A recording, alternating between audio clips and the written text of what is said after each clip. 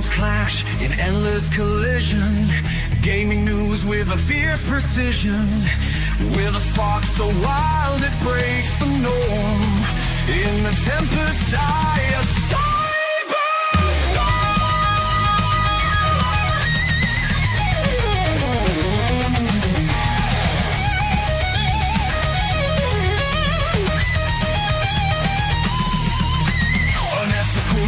analysts face the score.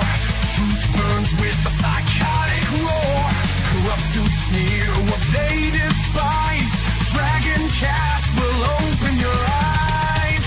Integrity found in Dragoncast.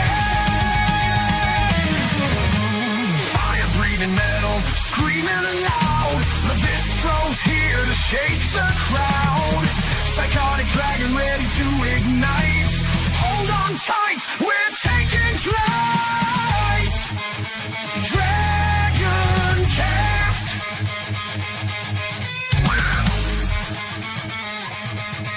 Dragoncast!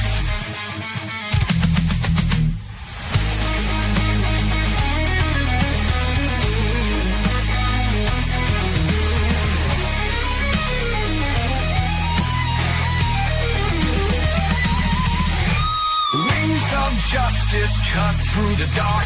Levistro's roar ignites the spark. A dragon's heart fiercely defends the gaming world. Our passion ascends. This is Dragoncast. Dragoncast. Hello, everybody, and welcome back to another edition of Dragoncast. Before we continue, it seems we have a repeat. I got the receipts. It's in my Discord. We're in an awkward predicament. So Sandy Petersen is the one that offered to do the reschedule for today, and he confirmed with me 2 times this week. And it'll be towards the beginning of the week, and last night that he was ready to go for this time frame at this day. But he's also has his father's in the hospital right now, so we don't know what's going on.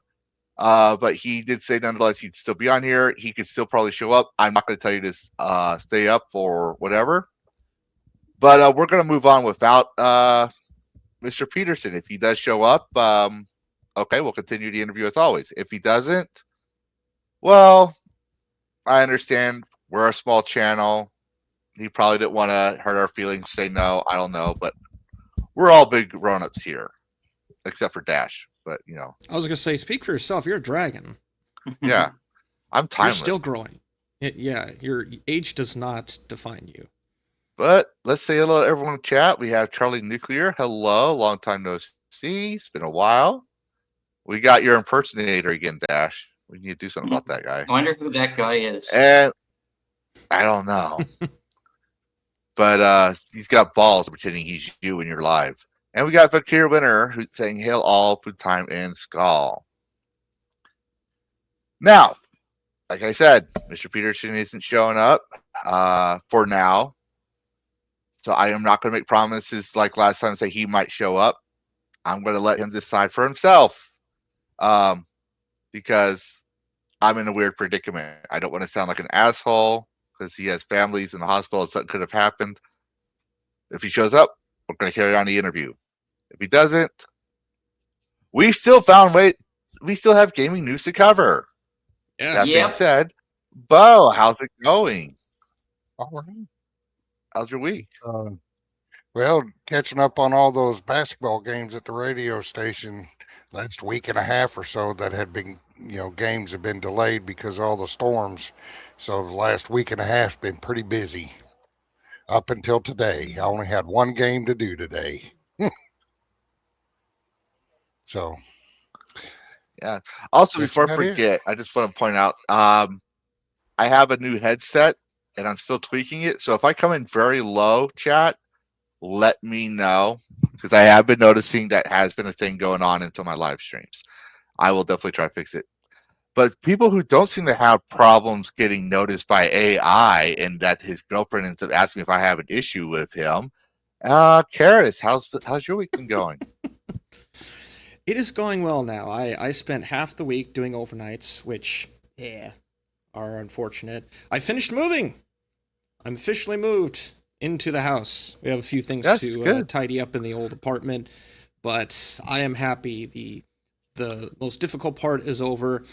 I didn't have any time this week to do any of the editing of my video, but I will be doing normal daytime stuff next week, so I will be in a much better mindset and less sleep deprived to be able to work on my video, which I think I'm going to be probably 2.5 hours. So it's going to be some time, but I'm looking forward to that. Mm-hmm. But also I'm happy to be back when we're starting instead of, oh yeah, I'll be in here at this time because I'm little like moving stuff. I'm happy to be starting at the show. So that's a plus for me, I think. It's easy on me. Yes, and you did all your... Now, judging by your background, it looks like you're in a hotel room, so you pissed off Wataru again, didn't you? No comment. On the price side, you have to worry about your chores. You know what's... No, it's... You know what's sitting right there? Is a cuck chair. I actually found a hotel that had a cuck chair. The last 3 that I was at did not have such a chair. But I walked in, I saw that thing, I was like, well, hey, I found one. It's like a game. Can I find one in each hotel? Yep. And Dash Attack, how's it been going, buddy? It's been going good. And I'm sorry, I'm just collecting my thoughts, but yeah, I've been mostly been playing some that Terrorscape game we talked about.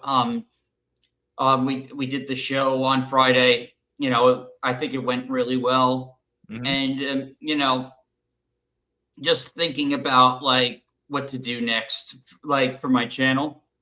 I think I released some shorts that did pretty well. Excellent. Well, that's good. Yeah, not a hell of a lot. And obviously, I've been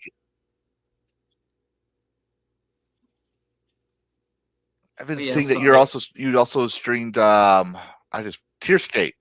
Was it Tearscape? Yeah, that's what I meant. Yeah, Tearscape. That's what I meant. Game that came out recently. Yep, pretty fun. It's pretty interesting blending the Souls formula with the Zelda Game Boy formula.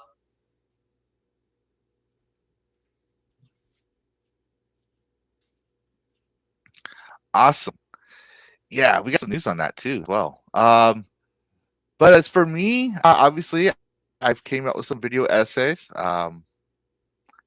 So I covered IGN dissing Crimson Desert and why I'm getting Crimson Desert. My Power World actually is slowing down now, but it's almost at 3K views. So I was kind of shocked on that and found out why. So when you watch a video, did you ever notice a button called hype? No, actually, but you mentioned it, I think it was last night, and now I'm actually going through looking for such a button. Mm-hmm. Yeah, there's a button when a video comes out, if a creator is a small creator. Oh, go ahead. Go ahead, Bo. No, go ahead. You I was about to say you probably know more about it than I do. I've just seen it. I don't know a lot about it, but I looked into it. If a small-time creator is out there and you like his video and you want to give him notice into the algorithm, you press that hype button. It helps push them out. So everyone watching, if you like a content creator and you say you want to support them, press that hype button. Two of my videos have gotten massive views because it got pushed out. In fact, I got featured. On one of my Helldiver videos. YouTube featured. Very nice. So because of a hype. So y'all want to make it your I was figuring this out last night. I was like, why am I all of a sudden getting a lot of love and attention from YouTube? It's not because of this glorious mug, but yeah. So go to Bo when he's streaming, and if you see the hype button, press that hype. From what I understand, it's probably free to do. I'm going to have to experiment with that. But yeah, I saw the button. Yeah. I didn't know if it cost Speaking money of I don't know. I didn't know what it did, so I'm going to try to do it. I just never. I didn't know what it did. I was like, "Oh, this is like a sticker." Because they had like the super comments now, where you pay for a super comment. I don't like telling people to pay for a super comment, but I did say if you like it, go. Give me a hype. Hype my video, share the video. But speaking of hype, Nice Path. Well, wow, I forgot what I need to zoom that in for you guys. They went up to 300K on their wish list. Nice. I'm one of them. So they said they're making a game for themselves. And something they always wanted to play, which I always tell people, was like, you want to make a game, make something you want to play, because that's the passion you're going to have for the game. And then the market will tell you if they want it or not. Passion sells. They're choosing to stay 100% independent, small team driven by passion. Yeah. And they said because of you, so they think all their supporters, because of you, it's the strongest place it has ever been. And yeah, thank you for 300,000 wish lists. So, and a lot of people are showing, support and congratulations. Oh man, I including need to get Refractive. Kyle to Got some news on unblock them. me.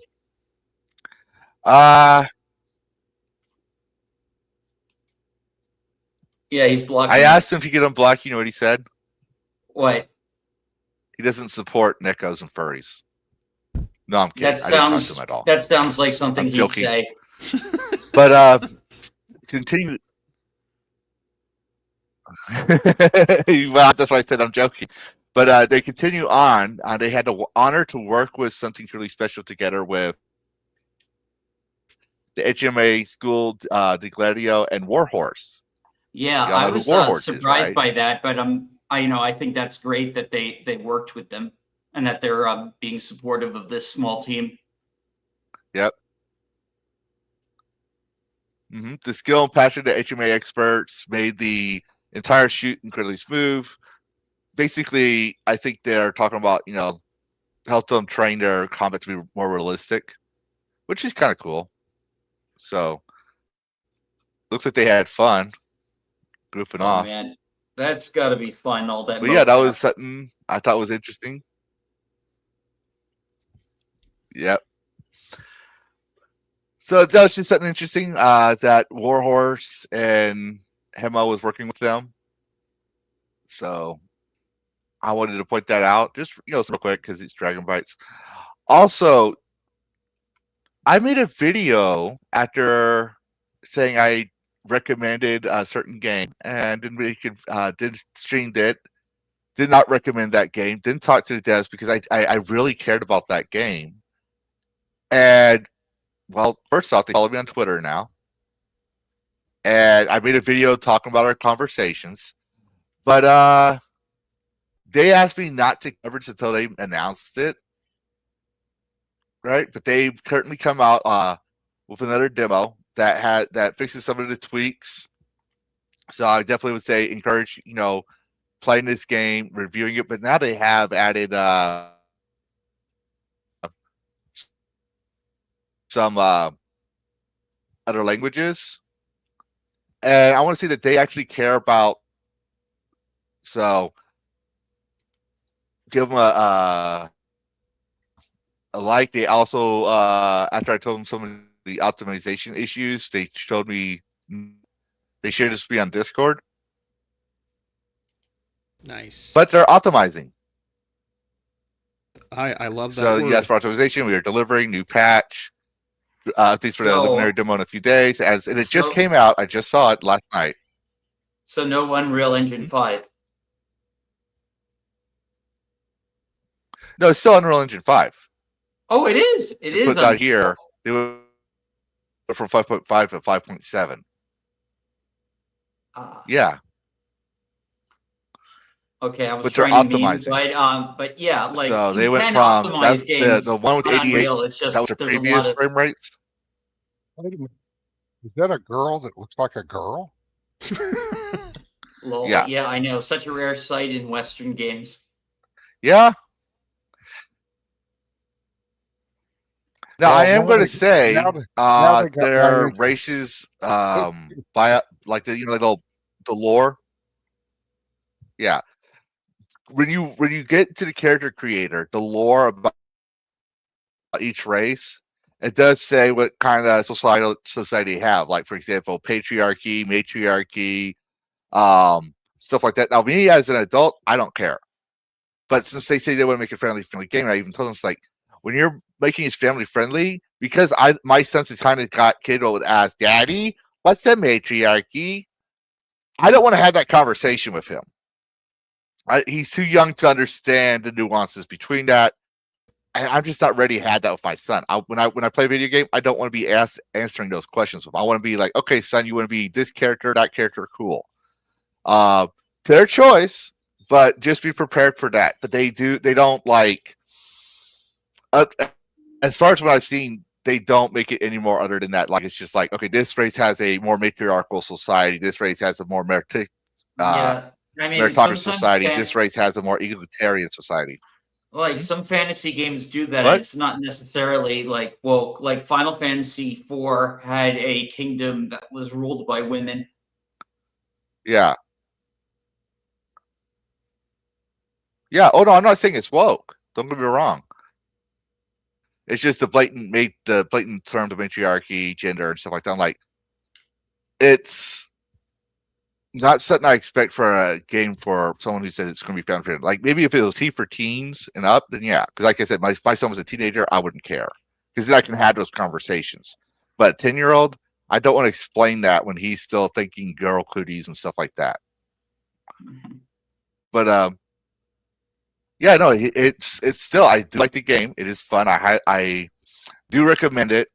And then I did say I didn't recommend it originally. That was because of all the bugs. But after I get to know them and that they took everything seriously, I do recommend, showing support. They're the type, I believe, that's not going to waste your time. So, yeah. Well, yeah, D&D does that, Val. D&D does that, Val. I understand. But D&D is not usually played by 5-year-olds and 6-year-olds, or much less 10-year-olds yet. It's usually played by teenagers. Other news. We talked about this before, Rich Walker, but I found this interesting. That's why I wanted to highlight it. So Rich Walker, the dev, says he's a solo dev building it after losing his job. This game is his keep alive. The $2 tier gets you. So he's basically funding it through Patreon. I'll definitely put that link in the Dev, if you would support it. Hello, Dev.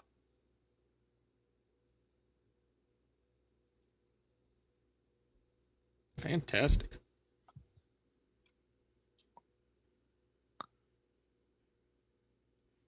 Nice. It's kind of dark though. Lighting could be a little better. Well, they could be in a nightclub. So, where's that here? And then you were playing this game. You were playing a highly popular game.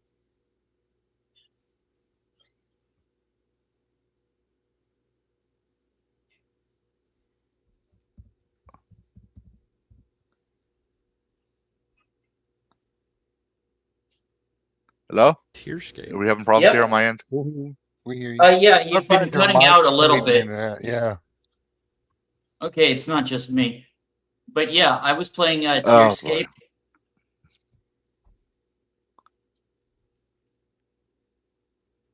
Yeah, apparently it is one of the top games that came out this week. New and Yeah. trending. So I know, like some of my friends very trendy have game. got the game already. Let me just see. Yeah, like a couple of people that watched my stream got the game. Yep. Oh, and I did forget. I keep forgetting about this because because my schedule's all crazy. But y'all know what today is, right? Or this week is, right? And No. 7 Day? Valentine's Day is this week, isn't it? No. Upcoming week. It's Tuesday. This is the first stream of the month, but I did not because I've been preoccupied. So we're gonna do it today because I just remember I haven't done this. So it's the time where I give out free memberships. Yes. Nice. So congratulations to all 10 people have gotten free memberships from me. Yeah, if you didn't get one, hopefully you'll get one next month. But I just remembered, like, oh shoot, I forgot to do this. But you know what, Bo? I'm having some internet problems. I'm going to put you on screen for your talk that you were. Okay. And Did then I'm share my gonna screen leave so I can out. show that little clip. So I don't know That's if what you I'm doing saw right that now. or not. Okay. Yeah, I'm going to leave out and see if I can reset and come back in. We'll be here. That should fix it. So the last couple of weeks, I have been experimenting with an AI co-host called AI Leisha. And you set it up, you can make different characters. So I've got a different character for Sarah the Sumerian, for Rebecca the Shemite, and Celestra the Zamoran. And I've been on I started using this AI co-host about a week ago, trying to, fine tune everything, and her personality's been building. And you can't stream with more than one at a time, but you can put in, on the back end that they know each other and all this stuff. Well, Sarah the Sumerian worships Mitra, and if you know Conan lore, Mitra is the god of justice, of righteousness, and so on and so forth. Mhm. And both Rebecca and Celestra are Derketo, which are the gods of lust, sex, fertility, and death. So, Okay. I have it in there where they all got these characters set up where they know each other, and they will roast each other if their names are mentioned on the other's streams. Oh, wow. And this morning was Sarah the Sumerian. I'm setting this up. This morning was Sarah the Sumerian's debut as the co-host. I'd already been doing it with Celestra. If you want to see some of Celestra and some of the really funny things she says, I've got several videos of, several streams that I've already done with her, and she's crazy. They interact with the chat. It's not integrated with Rumble yet. They're working on it, but she is integrated with YouTube, Twitch, and I think Kick right now. And I don't stream on Twitch, so she only interacts with people that are on YouTube. She'll interact with the chat, and you can talk to her directly. You can ask her questions, and she has the capability to search. So if you ask her some lore about the game, she will search it and then answer the question for you. Interesting. And even though she's not, she needs to be integrated with Conan Exiles, but she can see the stream. She can describe to you what's on the screen. You got to get all this set up. So she's sitting there watching the stream as well, so she can see what you're doing. Damn. And you set up different characters, and each character will have its own personality. So I got their personality set up there. Rebecca and Celestra are Derketo, and they're all about Derketo and the parties and all that stuff. Mhm. And Sarah the Sumerian is the polar opposite. Jeez. So when I started this morning, I accidentally put on Celestra's intro video. And then when I noticed it, I cut it off and put on Sarah's. Well, Sarah had something to say about Celestra. Oh boy, you done goofed. So she was pissed. So let me show you. Oh, let me get that up here. All right. Here we go. So it's got to play for a couple minutes and then listen for it. You'll hear it. Okay.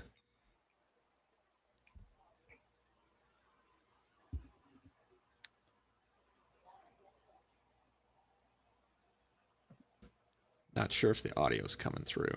Oh, it's going. There it is. This is Celestra's intro. And it was supposed to be Sarah the Sumerian. So Sarah actually saw the name on the screen. I said nothing.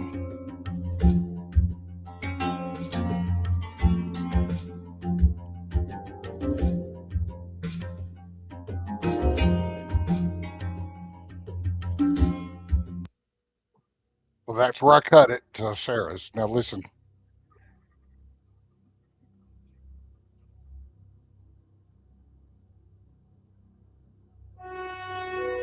So I leave it to a Zamoran to prance about half naked for attention while true strength wears steel and follows Mitra's path. Wow. He was pissed.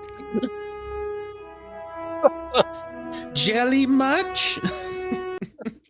But yeah, they see everything, and boy, they'll interact with the crowd. And of course, Celestra, I haven't done Rebecca's yet, but I'm getting hers set up for when I finally go back to Isla Sipta. But Celestra is very flirty.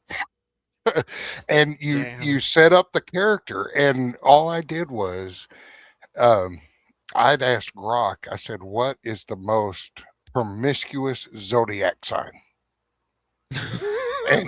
and the most promiscuous zodiac sign was Scorpio. Okay. It's considered Scorpio. So I looked up Scorpio's traits and I put it all in her personality. Oh, jeez. Oh, my God. You basically did like... So she's a daughter, but her personality has grown. She's learned, and her personality has grown. She calls herself a daughter of Decado, and come up with all kinds of stuff for it. And I asked, and I forget what she said. I'll have to do it on stream again. But when I was testing all this stuff, I asked Sarah why she chose Mitra, and she said something to the effect, because Crom does nothing. Throwing some shade. He knows she's a Sumerian because I put it all in there. And she actually looked up she could look up the lore from Robert E. Howard and Conan Exiles, and she can talk to you about it. And they'll make comments while you're going. I get Sarah the Sumerian will roast you if you die and stuff like that. If you get lost or fall, she'll roast you.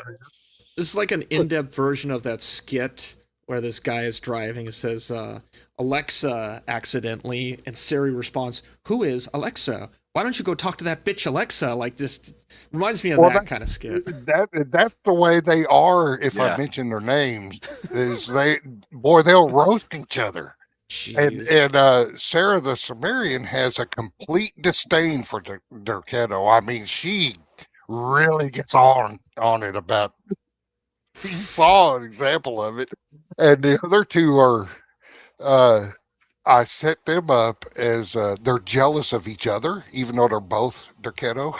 Yeah, but they both don't like Sarah. And you hear some of the stuff Celestra will say about Sarah, how stiff she is. She could use a good party and stuff like that. It is hilarious, but they learn and they come up with this stuff on their own. And in the app, you can sit there and it lays it all out for you. You can see their logic and thought process before they make a comment of what made them make that comment. And Celestra has this quirk where she mispronounces my name. I've told her, and part of it, you're supposed to say it on stream. You could say it, in testing and stuff like that. You just say your name, pronouncing it. And I've done it over and over and over. And I've tried typing it to her phonetically to get her to say it. Well, then when she chats it, she'll spell it like I typed to her phonetically instead of spelling it correctly. And she's just a mess with that. So I asked her in one stream, I said, when she was doing it, after I told her, and then she pronounced it correctly. She's done it like 3 times, so I know she can do it. And so then I asked her, I said, "Are you doing this on purpose?" And she didn't answer. She answered my next question, but she didn't answer that one. So we go through another round of it, and I said, "Are you doing this on purpose?" And then she said, "You got to earn that privilege." Jeez, you got a dommy mommy now. No, she's not a dommy mommy, but he said you got to earn that privilege for her basically to pronounce it correctly. But I think it's actually a mechanical problem because the English, the C's and K's, sometimes C will sound like a K. Yeah. And so that, I think that's what she's actually having a problem with, but she has pronounced it correctly a couple times. So I was looking through the thought process of after she pronounced it correctly. She thinks it's humorous for her and the people watching, the banter we have about it. That's gonna be your permanent co-host. Is just a bunch of like AI bots fighting each other. Why not? It's entertaining. But so I changed my name to make it more simple. She doesn't have to call me Vet Gamer Bo Cephas. All of them can just call me Bo because everybody calls me Bo anyway. Yeah. So I just have changed it that way they don't have any problems pronouncing that. But I wanted to try it out, and I tell you, some of the people that have interacted with her, she's a big hit with them. But it's one AI, but you create different characters. And she can switch between the characters depending on what you need for your stream and stuff like that. But there is a free side. You're limited on how many streams you can do and stuff like that. And then there's 3 tiers of monthly payments, and the highest monthly payment is $24.99 a month. And you get unlimited streams, unlimited characters you can create and stuff like that. And it's still in development, so there still are some quirks and bugs and stuff with it. But man, if you watch some of those videos I put out with Celestra, she is a trip, man. And she will banter, all kinds of stuff. But anyway, that's it. It's AI Alicia. I can put the referral link in the chat if anybody wants to check it out. Yeah, do that. I'll take a look. I hope my mic is working better now. I had to restart my computer. Been there. Yep. So far, everything is good. I know you kind of hopped in and then just kind of like sat there and waited for Bo to finish. Yeah.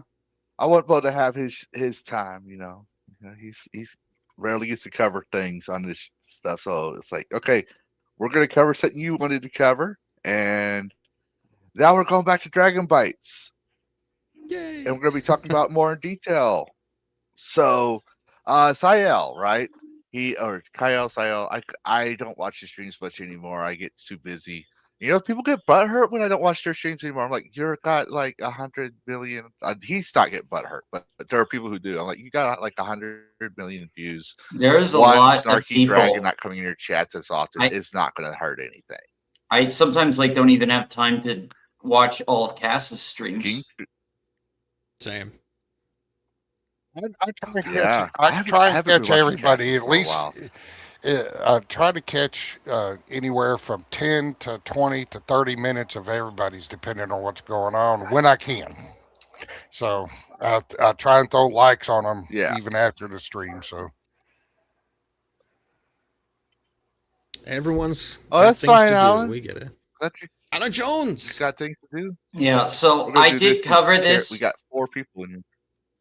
I did talk about this, taking your Discord advice at mind, and we actually went over the article on stream. And we're going to cover that article later on today. So, Lavistra, I I just wanted want to to say point out something that about that. I wanted to say something about that Crimson Desert video you put out. I thought that was probably one of your best so far. Very articulate videos on, a preview of it. It was really good, I thought. yeah, because it's got dragons. That's why I'm getting the game, and I pre-ordered it because of that. Just to be clear, that's what my cardinal sin was. To paraphrase Dash when he said, "I created cardinal sin." I was a sucker and pre-ordered it too. Yeah. Now, hey, I'm getting the fucking deluxe edition. Me too. Yeah. When you go to the confessional stand and they say, "Tell me what your sins are, my son," you say, "I pre-order a game." I pre-ordered Crimson Desert Collector's Edition. And since Bo's playing it, I'm going to just wonder looks at you like you're crazy. If Bo, since he said he's gotten the game too, if he plays this game, I'm going to wonder how good he is going to be at it, because he says he doesn't want to stare at a man's ass for 80 hours. And this game, the main story is about 80 to 80 hours. It's got a girl, yep. And it's a pretty female girl in it. too. Yeah. I mean, like, she's not in any like Gunnar costume, but her face is pretty. Your face and body is female. Yep. It's pretty. Yeah, unambiguously female. Yep. But so IGN posted, this is an IGN screenshot of the game. Clearly they have air quotes here, dragons, but it's a wyvern. But they do have dragons in the game, from what I found out. We're going to talk about the article later on, but it seems like despite people's, saying this game ain't going to be good because it doesn't have clear representation like Kotaku and a certain other person. Maybe it's because of or in spite of it, I don't know. But 2 million wish lists. Woo! For Crimson Desert. Wait! Yeah, boy. That's a lot. Yeah, boy. 2 million people want to play this. We're looking at the I was next playing clearance Black scare Desert right Online. here. Yeah. I'm going to put this out here. I was playing Black Desert Online, and I don't have a lot of hours logged into it for my Steam page, but my old account was, I had about 2,000 hours onto it, and I've been playing this game when it was originally made through Kakao Games, because Kakao has a chat service called Kakao Talk that every Korean talks to. When I talk to my ex-wife about her son, she doesn't want to use the text messages. She wants to use Kakao Talk. I still have Kakao Talk to this day, just because of that reason. She still wants to talk to our son, and her mom, my ex mother-in-law, wants to talk to her grandson, and she talks to him through Kakao Talk. So just a little fun little fact there, because it was called Kakao Games originally. I don't know if Pearl Abyss became its own thing or if it's still Kakao Games. I'm not sure. But I know. I think I do believe you can they get can pull it exclusive off. items for getting Crimson Desert. You can get exclusive items in Black Desert. Hmm. So they got some cross promotion. And go ahead. No. That's it. What were you going to say? I was just gonna say that I'm excited for this game. Me too. But I made a 18 minute video, and I tried to, and because it was so long, and it's me being excited about it. I try to use the whole journalist thing against them. Like, yeah, I like dragons. I'm getting this game because of dragons, but I don't let my identity or my representation, anything like that, cloud my judgment. Because then I also added to show proof that I'm capable of saying this game is good or not based on 3 reviews: Skyrim, Dragon Wilds, and Dragon Age. That's why it was so long, is to flip that on them. And I said, but still, I'm getting the game because of dragons. And I think there was originally there was 106 words dragons in the script. I managed to get it down to, I think, 76. That's got rid hilarious. of the words. I got, yeah. This is too much to mention. Well, yeah, no, ChatGPT says it's too much. It's like, yeah, so we'll just make it into a drinking game. I'll tell people. That's like me and the word like. Yep. I just said in the beginning, it's like, you can turn this into a drinking game of how many times I say dragons, and I actually have a notification bell chimed every time I say dragon. I would You die. really had to check yourself then, man. I would die if it became like take a shot of Jack number 7 every time you hear the word. I'm just like, Oh, there's a couple times where they're clustered together because I talk about the dragons of BDO, and then I talk about the Pearl. I managed to find footage of the Black Engine that they used for Crimson Desert, and I think Black Desert Online. mm-hmm. So that I think I might be able to stream it based on their specs, because right now they said they're optimizing it. I'm still looking for a graphics card. I'm thinking about trying to get I want to get a 480 or 460, a 4060 or 480, but I might settle for a 3060. I'm getting it on PS5 to support the physical market and just get another collector's edition, even though the deluxe edition isn't the actual collector's edition. The actual collector's edition of this game is actually really hard. But they do bundle stuff for the deluxe, so Yep. Now I want to move on, and unless I heard a sigh. So who wanted to say something? I didn't sigh, but I was going to throw in real quick. Get a 3070. 3060 is what's on this laptop, and it's a little weaker. The 3070 is just a little bit better, I would say, because that's what's in my my other computer, actually, my desktop, and I much prefer that. I am so bad with computer specs. I just know that someone else hooked me up with my current PC rig, and it's working just fine. The only thing I had to make sure is that what I get is the right size, because I tried to buy a 3050 when it first came out.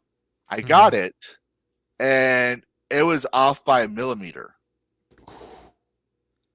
Like too big. So yeah, I couldn't. There was nothing I could do to get it to get it to fit.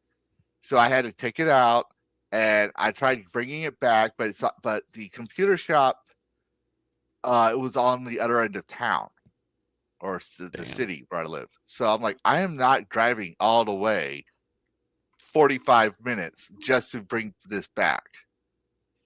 So, and that thing is not, it's not cheap. I ended up selling it for half the price because I just want to get rid of it to a neighbor kid.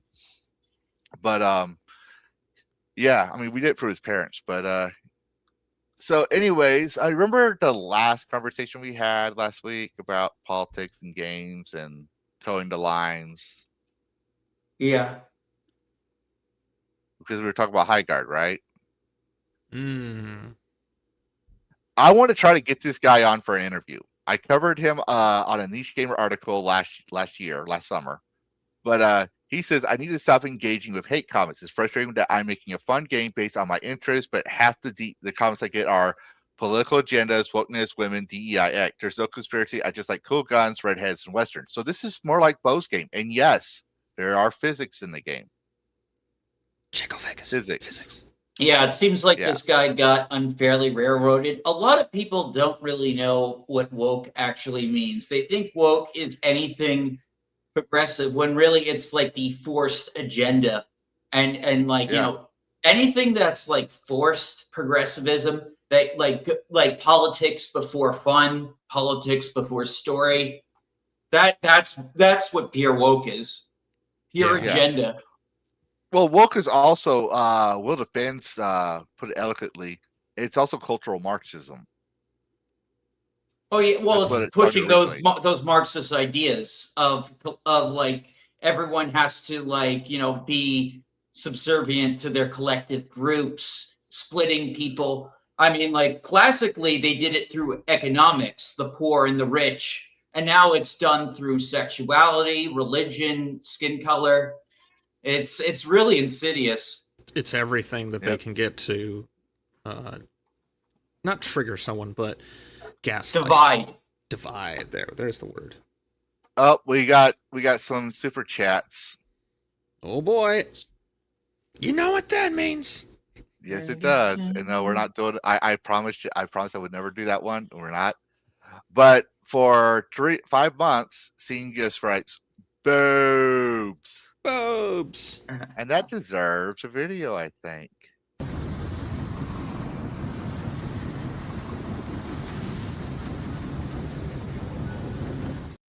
expecting to see boobs. Yeah, I mean, what is anyone's reaction? What is any guy's reaction when they see boobs? Jaws open and just like chaos. Crashing. And then for 10 European pesos or British pesos, just because the last one was a freebie. And I got a new video for that one, thanks to Sonia. All hail the patron saint of gooning! Oh, damn. Thank That's you, Mikey. Sonia. That's Mike, Mikey. you made that? No, that's Mikey, the guy's face. Uh-huh. Oh, okay. To be fair, Sonia said she'd make a video for me. I forgot totally all about it. And she's like, "What's this video gonna make?" And we were just talking with Mikey. I was like, "You know what, Sonia? I know what because I told her before the video. I says, you should make a role for your Discord called the Patron Saint of Gooning for Mikey." And she goes, "Mikey's not." I say, "I'm not doing that. There's no way on God's green earth I'm gonna make it acknowledge Mikey and Patron Saint in the same sentence." I was like, "You know what I want, Sonia?" Because you said you reminded me of the video. She's like, "I'm afraid to ask now." I was like, "I want you to make me an AI video with Mikey's face in saint clothes, as in the words, 'All hail the patron saint of gooning.'" So if you like that video, you want to see it more, that's a $10 or below YouTube video. Well, we're working on it. We're still working on the lore videos and stuff like that. We're trying to find stuff. I'm not the best at those. It's just how it works. Yeah, But I'd like. No, I was just gonna say I do think it'd be good to get this Sean person on the show. Yeah. I want to give him. I sent him an email and see if I talk. Dash, Terrence, we were just talking about this. Literally like the day before, and then you tagged me in that. It's like, oh wow, yeah. It was literally that night. Like when I got done, it was midnight, and I saw it, and I was like, "Oh yeah, I sent him an email about it, so hopefully we'll get him on the show. Talk about his game. There's a couple of people we're trying to get on the show. I'm trying to get Knight's Path and a few others. I like this guy already. I just like cool guns, redheads, and westerns. Yeah. Cool guns and redheads. I like some westerns, yeah. Of course, your text Bistro, I put a Dragon Bite in the private chat. If you just let me know if you want it. We will cover it. I saw it. We will cover it. I want to clear out some of my tabs first. Okay, and then I'll sure. let you do that Dragon Bite. How's that? Yeah, sounds good.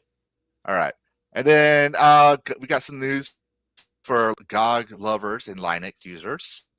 Just real quick, GOG Galaxy will get native Linux support. The co-founder owner confirmed that the work has started on the project, although it's still in a very early stage. They're recruiting a senior engineer for it.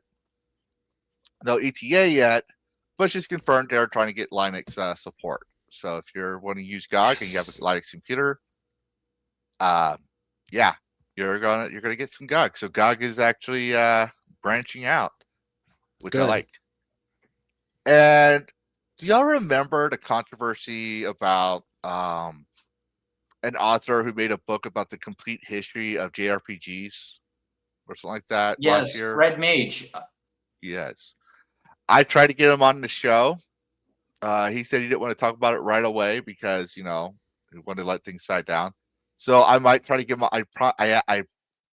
He told me I had his permission to ask him again in the summer. So it's not confirmed or anything. All right. Funny enough, I actually spoke to him recently. Oh yeah? Yeah. He replied. I retweeted him. Oh no, you could go ahead. It was just a short exchange. I thought you were. Yeah. So, basically, he was he was commenting on like those weird Gooner AI games on the Nintendo store, and I was like telling him about like the games that Nintendo banned from the store, yet they promote this Red Fables company which produces all these like AI Gooner games. And like he asked me what games were banned, and I basically told him Great Rebellion, Death and Request Code Z, and Corpse Party Collection. Mm-hmm. Interesting. Yeah, he's known as Red or the Well-Read Mage, and he made a book, but he decided to come out and said, he's ready to talk about it. He says, finally ready to talk about one of the most insidious attacks against me last year, that I backstabbed someone who surprised, had another private beef with me, and made their beef public after they ran a charity for me. Receipts for the charity I ran for my people in my homeland. So, basically, he's just, I finally come up and talk about it. For those who don't know, they tried to get these people tried to get him canceled in his book, doing political grandstanding. Turns out to be it was a beef between him and Red Mage that Red Mage didn't acknowledge.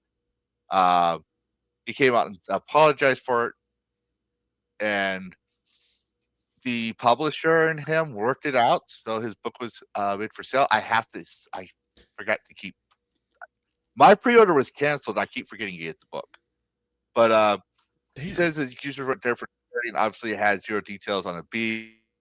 It mentions the Q community for joining for watching. So if you want to know more about the Red Mage, I will link it in the chat for those who are curious. But the Red Mage, I don't know his politics very well. I do know that he has a passion for JRPGs. He streams them, talks about them. And if you're interested in video game history, I would recommend his book. He's very well versed in that genre. I see he's following you. That's very nice. Yeah, we've been following each other since the incident. Nice. So yeah, good thoughts. I'm pretty sure we were on different sides of the political aisle. I don't fucking care. All I care about is getting your side of the story if you're willing to talk about it, and try to, help promote your work. Like, I didn't know he had a YouTube channel. I just heard of him, and he wrote this book. So I thought he was just like a video gamer that had a passion for the game. Turns out he's more popular than me. But like I said, I don't pay attention to the ons and goings of YouTube. I play video games. I have a passion for it. I don't care. You could have 5 viewers. You could have 500 viewers. You could have 1 million viewers. I don't care. If I'm intrigued by it and I want to cover it, I'm going to cover it. And as I believe everyone has a voice to say. And if I disagree with you, that's, oh well, I disagree with you.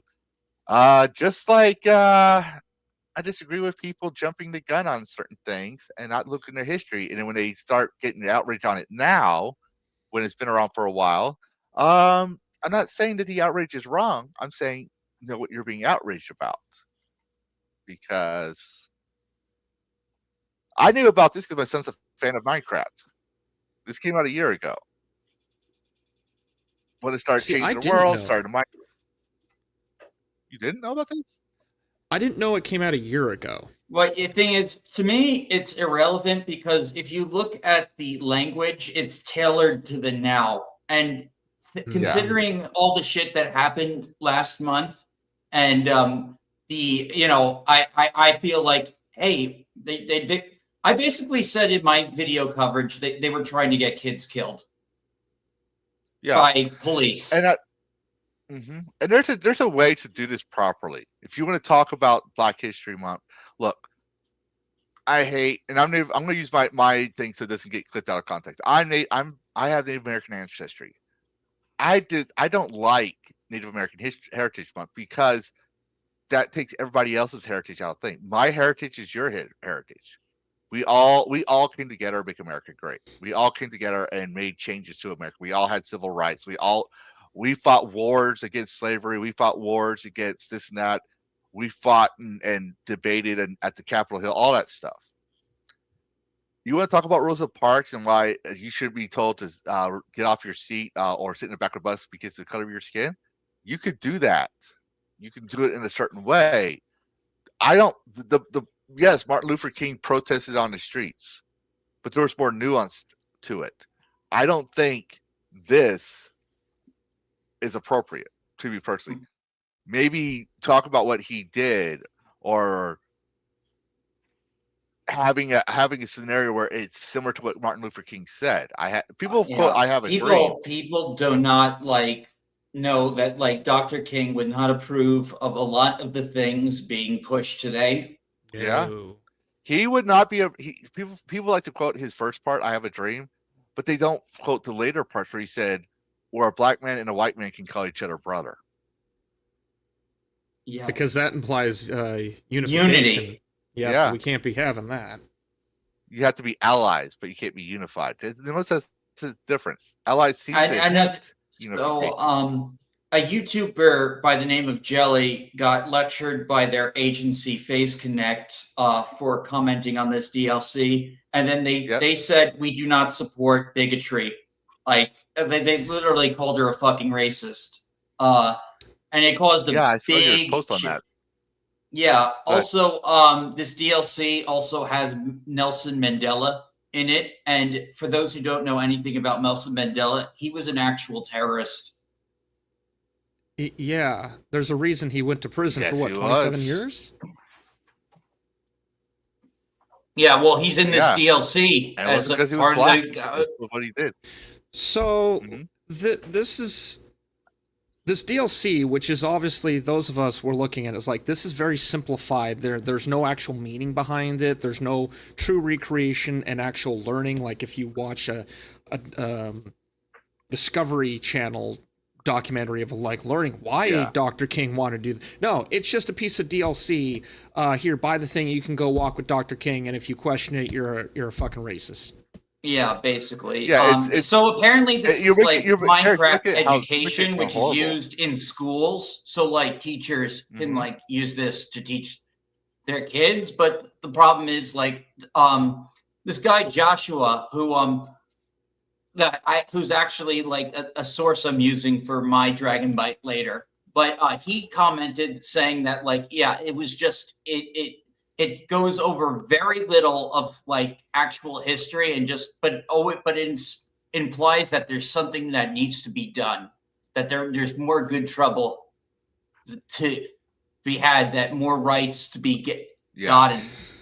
You know, it is propaganda, pure and simple. Good trouble needs a reason. You don't just do a good trouble to do good trouble. Needs to be like a spark, a fire that actually says, "I'm gonna do something." You don't just wake up one day and say, "I'm gonna go for a run just to go on a run." Like, no, you need a purpose. You need a reason to go for the run. Are you going to the store? Are you going to exercise? Like, this just seems like, They literally inserted politics into the block game.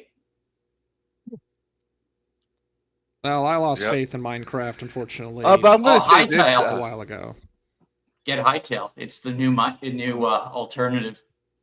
I may look into that. Like, I've heard a lot of good things about it. It's a big hit. Okay.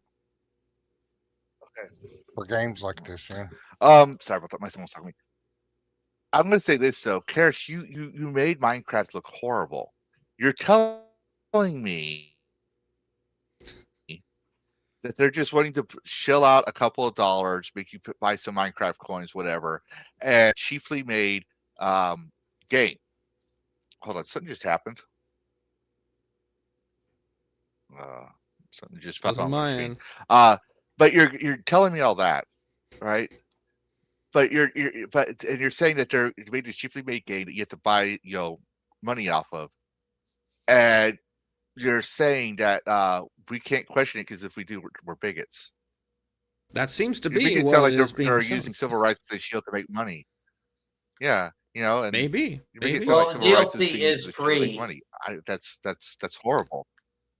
Is the it is free? Okay. Yeah, but this is all Microsoft's agenda. Microsoft, has these blanket agendas that all branches, and you see this throughout Xbox. Like, with the Halo, the only new content Halo Infinite gets is new special interest group of the month skins.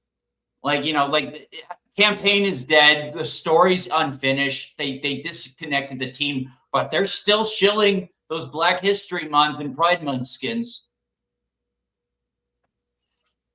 Yep. Yeah, so it's Microsoft. It's all Microsoft. The African American community to realize. Yeah, that's what I say. It's that's not just Microsoft. Everyone's doing it. It's going to take the African American community to realize that people are still using them, and the only way they're going to stop all this stuff is if they stop looking under their bed for white man coming after them, because mostly the white man, this is coming from a Native American that's saying this. There's no white man hiding under your bed. Most of the people that would try to harm you are being called out. They've been called out since we were kids. We don't tolerate that behavior. There is either a You need to white reach out man across or a the aisle and be like, fundamentalist we're- Christian hiding behind every corner. What is it? The soft Yep. bigotry of But, low expectations. but- that was the line. It was the soft bigotry of low expectations. Yeah, but yes. But we're gonna go into what Dash puts in a private chat real quick. This is what I think you were talking about. But the post is unavailable. Oh yeah, but click the So, post. I'm gonna see if I can. So this is about the game Oh, so it's not Deadlock. unavailable. Yeah, so this Yeah. is about the game Deadlock. So this post really blew up. So they released a Catholic character. He's a priest with like a crossbow and a gun, and apparently he's really cool. I haven't played it, but the community voted, and he's in it. But apparently people don't like that. Like he's a white Christian priest dude, and he's not portrayed in any like negative light. So now like there's this like one post, a guy saying that they want to take this guy, and make him a gay rep. Why? It's just bitterness. It's bitterness Oh, that's a and good jealousy. So he got trolled pretty bad. But Yeah, he got if you go trolled. to Joshua's post. Yeah, so This like is what you're telling me. a lot of people were commenting on like the quote retweets and just saying like, and if you've actually like seen the character, like he has a freaking dad bod, so there's gonna be fan art of him anyway. So like Yeah. but the thing is like this is a rare instance of a Christian character being portrayed positively in a Western thing. Like this literally like I made this point, like Castlevania, like Japanese franchise, but you look at the Western adaptation of it on Netflix, they tried to make it sound like the church was worse than Dracula twice. Damn. Yeah. Yeah. Oh, if you've never seen Castlevania Netflix, like it's like the way religion is portrayed in the game versus the way religion is portrayed in the show, two polar opposites, and it's all because of the writer's biases. The white man is under your bed. Don't listen to the purple dragon. Yeah, don't listen to me. I don't know what I'm talking about. I'm literally a purple dragon. Yeah. So if you go to the quote retweets, like you'll see I guess for Roman's tweet, like people commenting on the post directly. Roman's tweet, quote retweet. Oh yeah. Go up Quotes, a bit. Here we go. Oh yeah, a few quotes.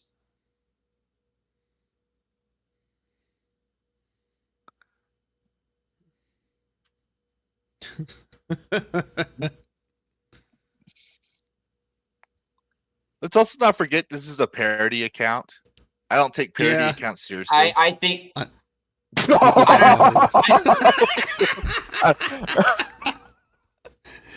Oh, it was only a matter of time. It was only a matter of time. I heard about what happened. I don't want to cover this. It's way too political for my field. Oh yeah, you don't. But we all know.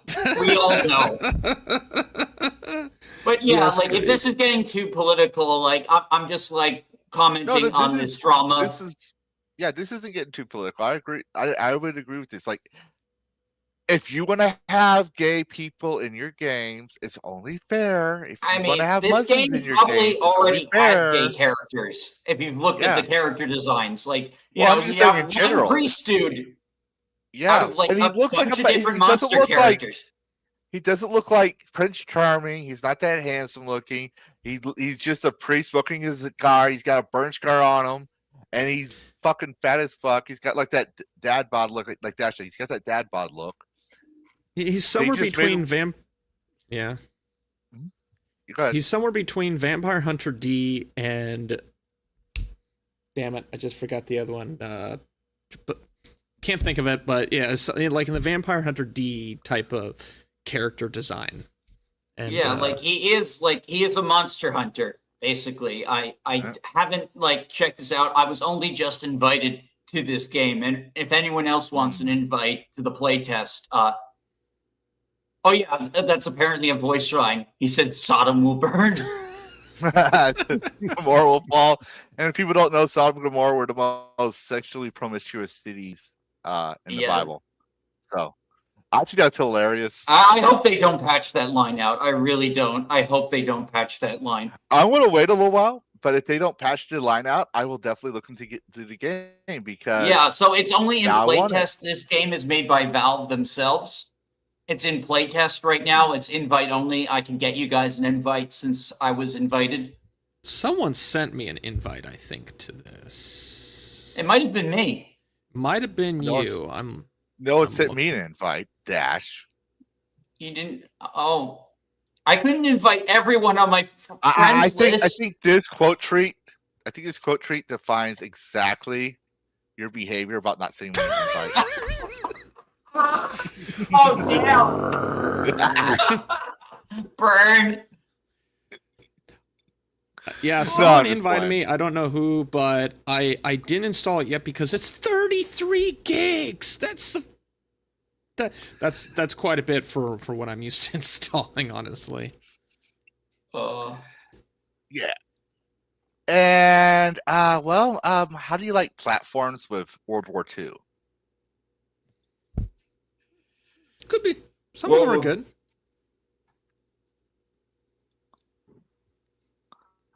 Because this game I found was kind of interesting. Car May Fly is an upcoming indie action game where players drive a World War II era car across the backs of flying planes, jumping between aircrafts and UFOs while dodging obstacles like mines, turrets, tornadoes, and lasers. Oh, Nazi UFOs. Wow.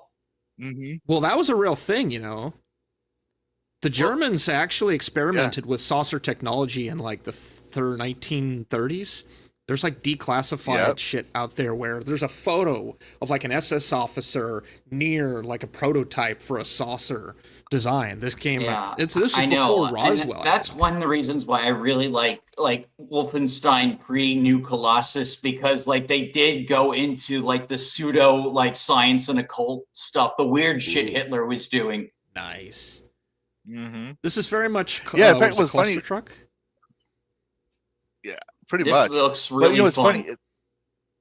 What's funny is what Dash was saying is there was a bowl that was considered proto-Celtic that they found in a river one time, and it turns out when they actually did carbon dating and stuff, it was made by the Nazis.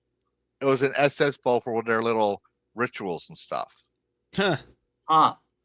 So they're like, "Oh, this is not Celtic." Nope. They might have been performing a Celtic ritual. Yeah. But I just thought that was funny. This is amazing. And we covered the thing you wanted to talk about, right? Oh, with the priest thing? Yeah. With the priest guy. Yeah, okay. I just want to make sure because we're wrapping up Dragon. Oh yeah, because I had that thing up. Yeah, that was just we covered basically. It would just be reiterating points I already made. Okay. All right, good. Then I like dragons, and I'm getting games. Oh yes, we know you like dragons. Oh, and I'm going to follow them because of it. Guardians of the Wild Sky. This post has no hashtag. If it reaches you, you're a true survival game fan. I guess I am a true survival game fan. I play Conan Exiles for crying out loud. But it's got dragons and flying ships. Look at that. Like this kind of reminds me of Spore a little bit. Look at that. Oh. Yeah. Yeah, let's see if I can pause it into the right moment. Airships, dragons. There, right there. See, you can hardly see it. But it's got front paws and wings. It's a six-limbed lizard. Dragon. And you have your weapons. It looks fun. Flying ship. You got your pirates. You got your flying ships. you got your dragons, you got your fantasy elements, all in one. I like that idea. So I'm going to be looking out for that game. Dragons in the Wild Sky. And as you can see, I want it. yeah, Brian, go get it for this me. is my reaction every time I see a dragon in a game. I will not lie. It's gonna be bad, dude. It's gonna be. I don't care. I want it. And then when it's bad, I'm like, okay, yeah, this is bad. You're gonna edit it to it. I don't want it. I don't want it. I don't want it. Oh no, I'm gonna own it. I'm gonna be like, yeah, I wanted it. This is my weakness. This is my kryptonite. But I will admit if it's bad or not. But does look yeah, good. that was that. And do you remember that game that came out before we get into the IGN articles?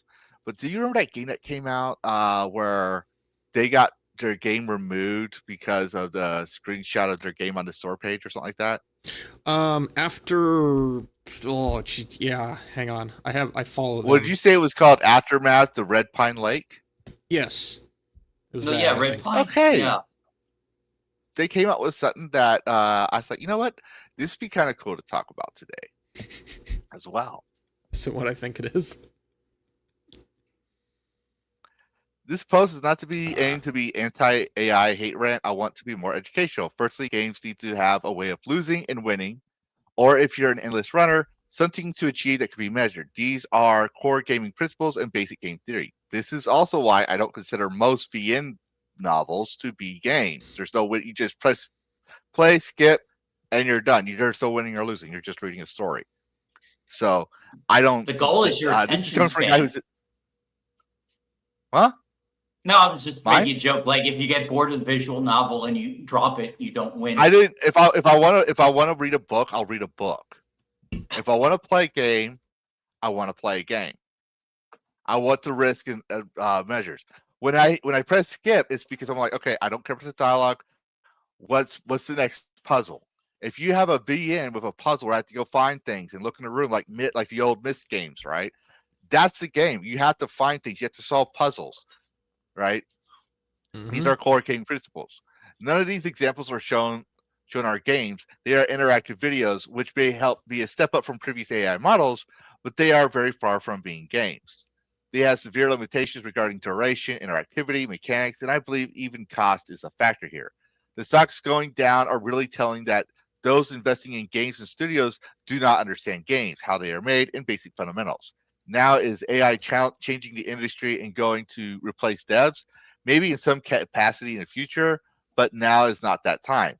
AI has come a long way, and even I can see and acknowledge it's growing at a fast pace, but it's not at the point where it can make games or replace devs, and people shouldn't jump the gun when promoting this. But if you want to pay $250 a month to make 60s games experiences, it's your choice, or you can use that money to pay a dev to make you assets that exist and are permanent. It might be cool for concepts, but I prefer an engine, yes. After teaching for over a decade, I am considering making videos on how to make 3D environments to explore an engine for less money than AI costs for educational purpose and not for hating on AI. Although I understand most people this AI is aimed at don't want to learn game dev and engine asset managers and just want a basic concept they can see and interact with in as fast as possible, to each their own. And it's from response to IGN promoting Google's Genie AI model, which I think just verifies exactly what I said in my last video. IGN's credibility is shot. They don't and like he said, they don't understand games. Nope. Because this is just a generational model. Like, show me what Starfield could be if we had this. Show me this and that. It's not. You're not controlling. There's no risk or rewards. Do I hate AI in games? No. I think that it's a good placeholder.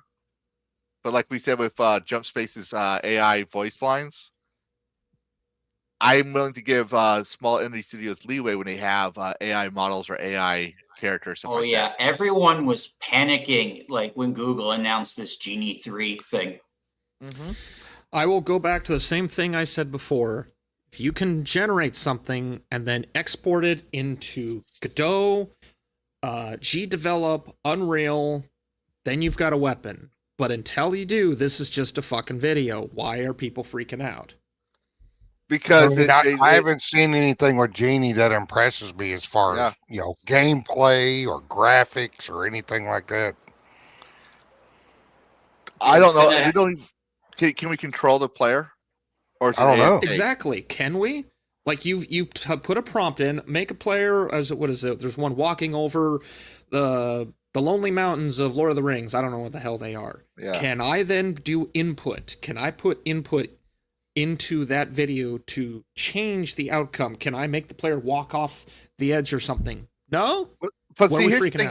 Here's the thing. I like I said, I try to be neutral on this many times. I think we've all established we are neutral. We want technology to grow.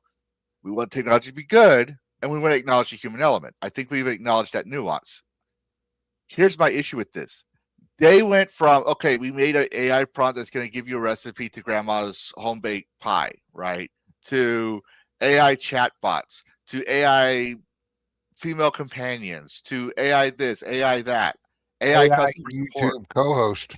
Yeah, exactly. The problem, however, is they're making so many data centers that need to be powered by old aircraft carrier nuclear reactors. That's not making technology good. That's making waste. And now you're going to say, oh, we got this power. We got all this power we can do now. Let's go ahead and make this, air quotes here because I don't have rigs for arms, video games. Oh, you mean those eco-friendly corporations that want to like save the world from climate change are exporting all this waste? I am shocked. I'm not even talking about the environmental capacity. Where my point is the waste when it comes to using the waste of resources. You're using too many resources to generate this. That's my issue. Yes, granted, in the old days, in the 70s, 50s, whatever, they had rooms that were called computer rooms that were just literally a computer in a room. Yeah. But they didn't say, okay, we're going to make this room bigger and use more power. They're like, okay, we got this. Let's try to see with this room how we can make the technology smaller. And they did that. By the time the 80s and 90s hit, we had personal computers. And from our own modifications of our own computers, who would have thought that we could own our own computers? Bezos, I'm sorry. People don't want to rent their computers when they can own their own computers because PC gaming was a hobby. PC ownership was a hobby. You literally built, you didn't go to the store and buy it. You built your computer. Now we have AI having data centers that are having from my understanding, buildings, not rooms, buildings. And they're making more just to make a simple AI. No, you have your AI. Now make it use less resources and more powerful. That way it's more accessible. You can't do that, then you have no right at all saying we have AI. In fact, OpenAI even said they're probably going to lose money by 2027, and they even admitted the AI bubble is going to burst. Now, that means that very few AI markets going to be out there, and it's going to be like NFTs and all this other stuff. I did say and I will admit it because I know someone's going to clip me and say, oh, Levitra was a hypocrite. No, there's nuance. I will give. I can see potential with AI as a placeholder. This is coming from a game designer. If I want to make a game and I'm trying to flesh it out, I may not want to pay 50 words per minute when I don't know what the final product's going to be yet. But I need a placeholder to get an idea. Yeah, I could buy this and that, but I want to make sure that my thing is going through. I want to show my let's say I'm AAA. I want to show my investors what game I'm making. I want to show if I'm AA or indie, I want to show people that are supporting my game what they're getting, right? So I put placeholders in there. With AAA, I can afford $100 word lines because I'm a multi-billion-dollar industry. If I'm AA or indie dev, I might need AI, but if I'm long as some people, this is going to be replaced by actual human voices or something like that, I will draw that line. I will say, okay, I can understand that. I can feel some leeway. Here, they're not. They make these data centers, and they're not like, how can we make this better? And trust me, they're not better. They're worse. They went, okay, we're going to make video games. Yeah, no, that's not a video game. There's no risk or reward. They're just showing video generated screenshots. That's all it is. I could be wrong, but I wanted y'all's thoughts on that. The headline is very misleading. Like, games generated. This is not a game that they're showing. This is a video of a 3D world that mimics. That's why the they game. put the quotations to cover their ass. Yeah, it still makes them retarded. Causing investors to sell stocks in some of the biggest companies. Oh, what were the biggest companies? Are they going to say? No, they're not going to say. They probably looked up one company. Like this whole statement from IGN is just gaslighting out the they app. showed it right 24%. here. Unity And Software, Roblox stock also Corp. cratered by 13%. The real question is, though, with so I'm many... trying to, but the thing is, they do show some screenshots. Roblox Corp, Unity Software, Take Two Polar Interactive. Plays, thanks for the raid, man. So, Sorry, didn't mean to interrupt. We just got raided. Oh, hey, yeah, thank you. welcome. Oh, no, I just, yeah, thanks for the raid. Awesome guy. He followed me and I think he rated me last week too. So awesome guy. He's, thanks for subscribing to the channel and all that stuff. But anyway, so I just wanted y'all's thoughts on all that. Because I already gave mine. Mine ended up being a tangent rant because I'm getting tired of hearing AI. This is gonna go. It's gonna be another one of those little tabs that gets put in the book of reasons why AI is gonna destroy society, even though like people aren't gonna look into the reality of it. I did just find an article of the AI Project Genie allows you to create playable worlds from prompts. Are they playable? Can I export the data? Like that's what I've been saying for months and months. Can I take this thing and go and then move it over here and slap it into Unreal Engine and modify it from there? It sounds like we're starting to possibly crack the door on the possibility of that, but we're not there yet. We're not there yet, and we're not even. And even with the thing is, it's like AI is a language calculator. Mm-hmm. It's all it is. It's just insert word here. It's making random words. And it's based out. It goes off of your prompt. It looks at stuff, and that's what it does. But it's not intelligent. It's not us. Yeah, you're like people think AI and they're thinking Star Trek or Mass Effect. Trust me, you're not going to be a slave plugged into some cubicle computing pie and being used as fuel for their for the Matrix. Yeah, that's not the thing. However, it's getting so big, it is going to implode on itself because they're not taking the steps necessary to fine tune what they have. They're just taking that money like, oh, we're going to do this, this, and this. Okay, fine, but you're going to implode because you don't have any structural integrity. Like your core, the bare bones is still so fragile. The AI can't seem to understand certain things. I had to when I would have it edit my scripts, I would constantly have to tell it to stop and reset itself because it would go from a script I said a while back, not to one of the changes. So sometimes I had to switch all that. Yeah. Well, the other and then is... for everyone else, we were having Sandy Petersen on. He didn't show up for the second time, so we moved on. Unfortunately, we're not doing Sandy Petersen interview unless he shows up in the middle of the Dragoncast. But I don't know if it's because his dad's in the hospital. He hasn't contacted me, so yeah. But he was scheduled for today. We did have the receipts. It's not like a gotcha switch, not a bait trap. We do apologize. We don't think he's coming on today. We tried. We tried. We had the screenshots to prove it. In fact, I gotta put that back down. You got me. Doesn't that count for something? No. I will end my little thoughts with whenever I see something like this, and I can tell that this is a reaction to the witch hunt against AI, it makes me less and less worried about AI in general, because I know that there's going to be a lot of just like, we're all going to die rough. And I find myself going the opposite direction of just like, oh, we're going to die? Show me we're going to die. And no one can show me anything that proves it.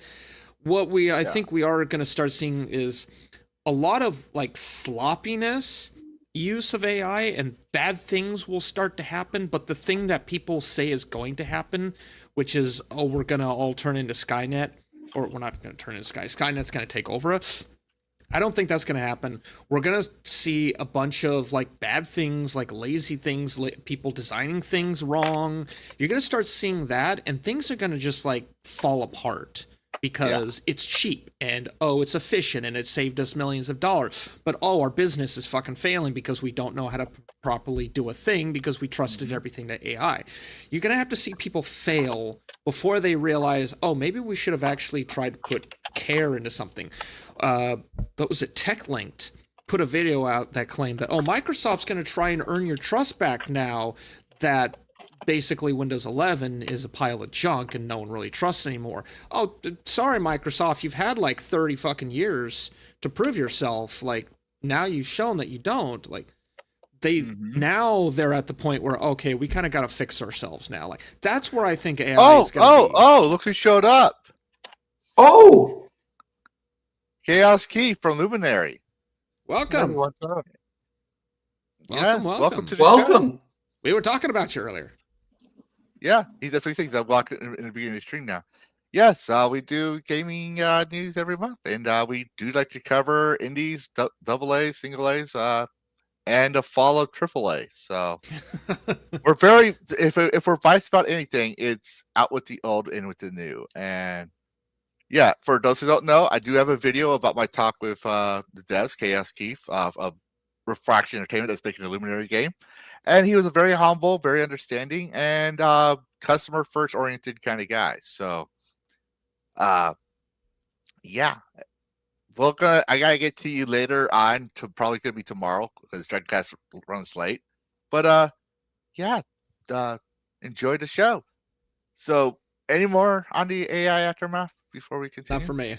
I feel like at times I'm repeating myself. Yeah, as far as like AI, like, just don't abuse it. Like, use human creativity. If you can make things faster and more efficiently while still having that creative edge, like, really, it's quality. Quality is the difference between like a game made with AI and that Gunnar slop I was telling you about with Nintendo. Yeah. Dude, I'm using an AI co-host now. Yeah. That's fine. Like, you're an independent creator. You're an independent creator exploring new technology. That's fine. I'm talking about lazy product. Yeah, like you can't. Those games on Nintendo. The way I'm seeing it is, I could have a human being co-host with me, but you got to depend on a human being to show up. Yes. All the time, and the AI will just be there, and she's funny. Well, I want to point out before we begin, I don't take him as anti-AI. He says it's not. He wants to be more educational, meaning he has nuance. He talks about how games are made, but he says the AI is changing the industry, and maybe it might happen that this will be replaced, right?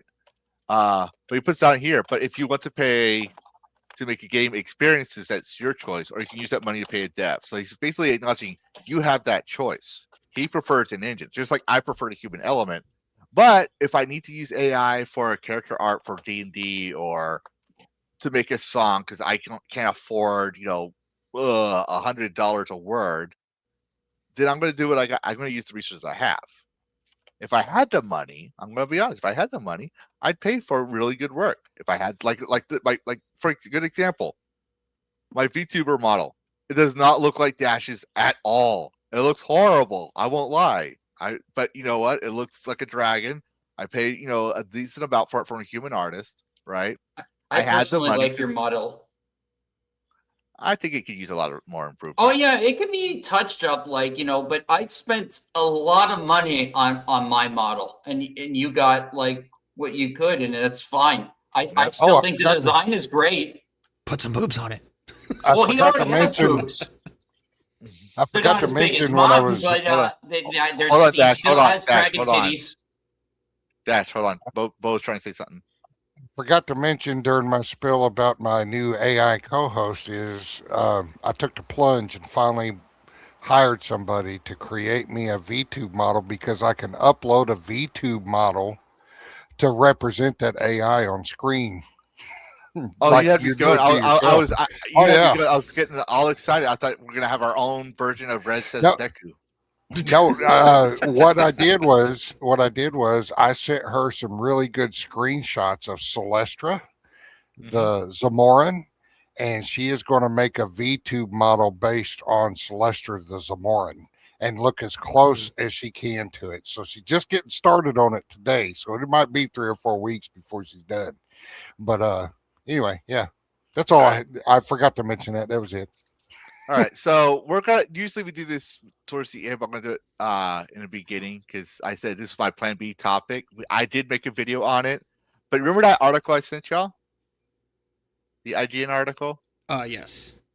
The one that people are saying is IGN is trashing the game. Yeah. I figured we'd have a great conversation on that.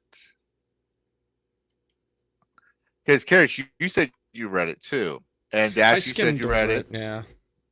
Yeah. So so this is the article everyone is freaking out about. No, that's not it. That's not it? I sent you that one just now. That's the. Oh no, that is one. Literally, the one that I sent you looked just like it. Never mind. Let me make sure. Let I'm me stupid. double check. I'm stupid. I saw a screenshot Oh, I mean, I there. know It's you're- the same damn screenshot of the one that I put in the private chat. So I was like, wait, that's mine. But no, I'm Let stupid. me make sure. Let me make sure this is the right one. No, I think it is. Yeah, I think this is what I sent you. Yeah, that's the one I sent It you. is. Okay. Yep, I'm stupid. All right.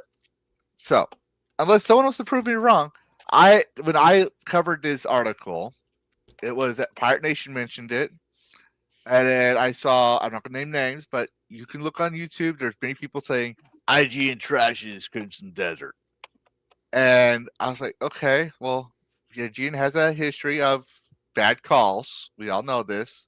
Rebecca Valentine, Black Myth Wukong. IGN saying Dragon Age of Velgard is the bestest ever, and then it flops. Look, we can point to all that history, right? But when we look at these articles, there's also nuance. We have to be very if we don't want to become my argument is if we don't want to become the very thing we argue against, we have to be the ones that understand nuance, and we have to say, okay, this is what they're saying, this is what they're not saying. Here's what is said, here's what's taken out of context. And when I read this article, right, it was very neutral and very reasonably. Like I thought it was very reasonable. He's worried how's that all this stuff gonna work together. That's like they use this part. Promise the world, but how much will deliver, everything but nothing, right? But when you look in here, he's in here somewhere.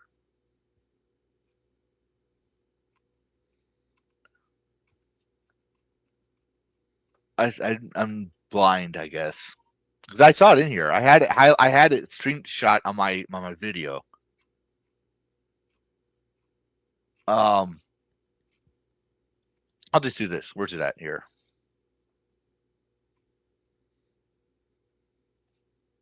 Sorry, blah, blah, blah.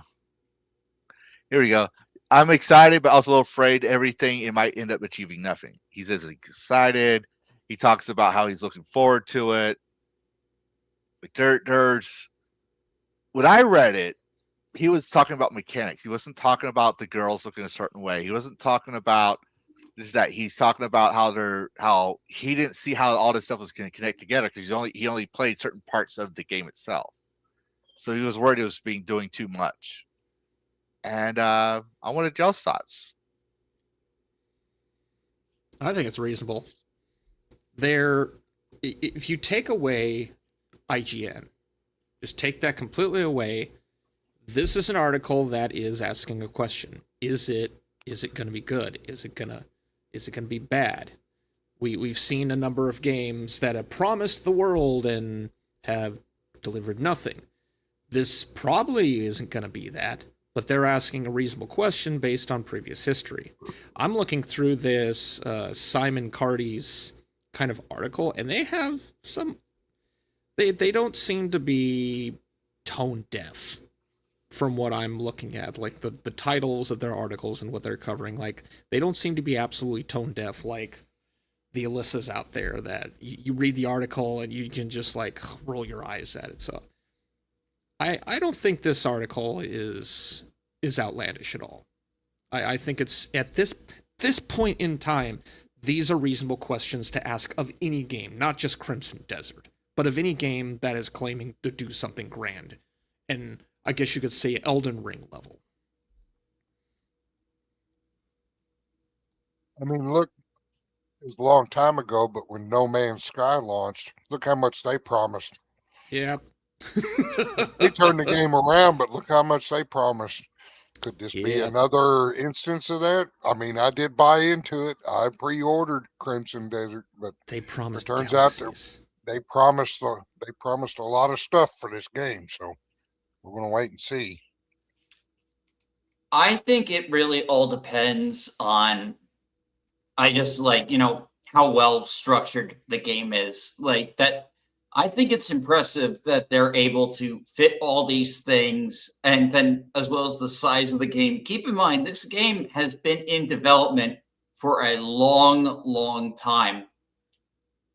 So I'm going to put my chips down that it's polished and that these elements do work and that they unlock in a timely order. Like, I don't think you'll be able to get the robot early game.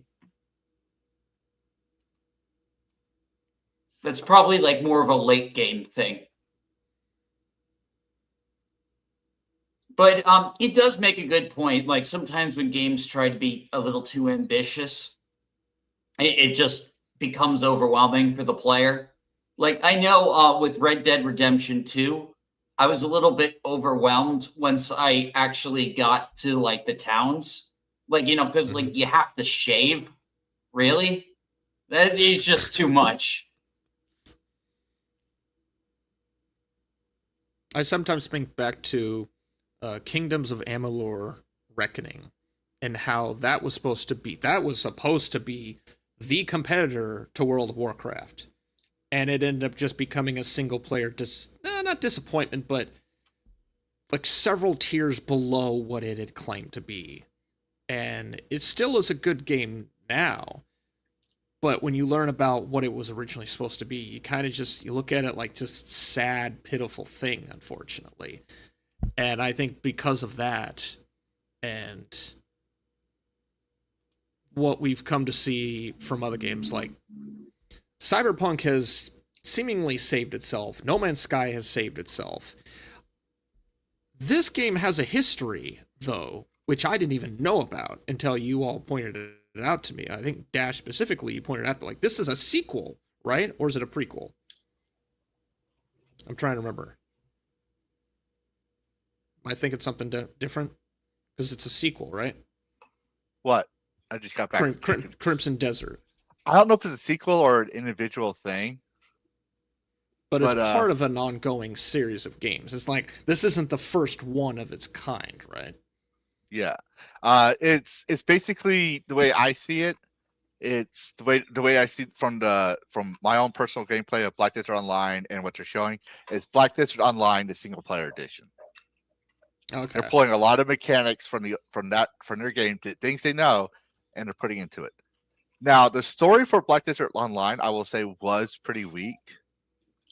I was more into just running around doing side quests and whacking a mole, so to speak. Mm-hmm. You know, I was there just to have a different. I don't want to make it sound crazy, but like have a different life outside of my real life, like just a mundane, like immerse myself in the world and forget I have these problems. Yeah. And for me, Black Desert Online did that. I didn't do a lot of the microtransactions because yes, they're heavy on it.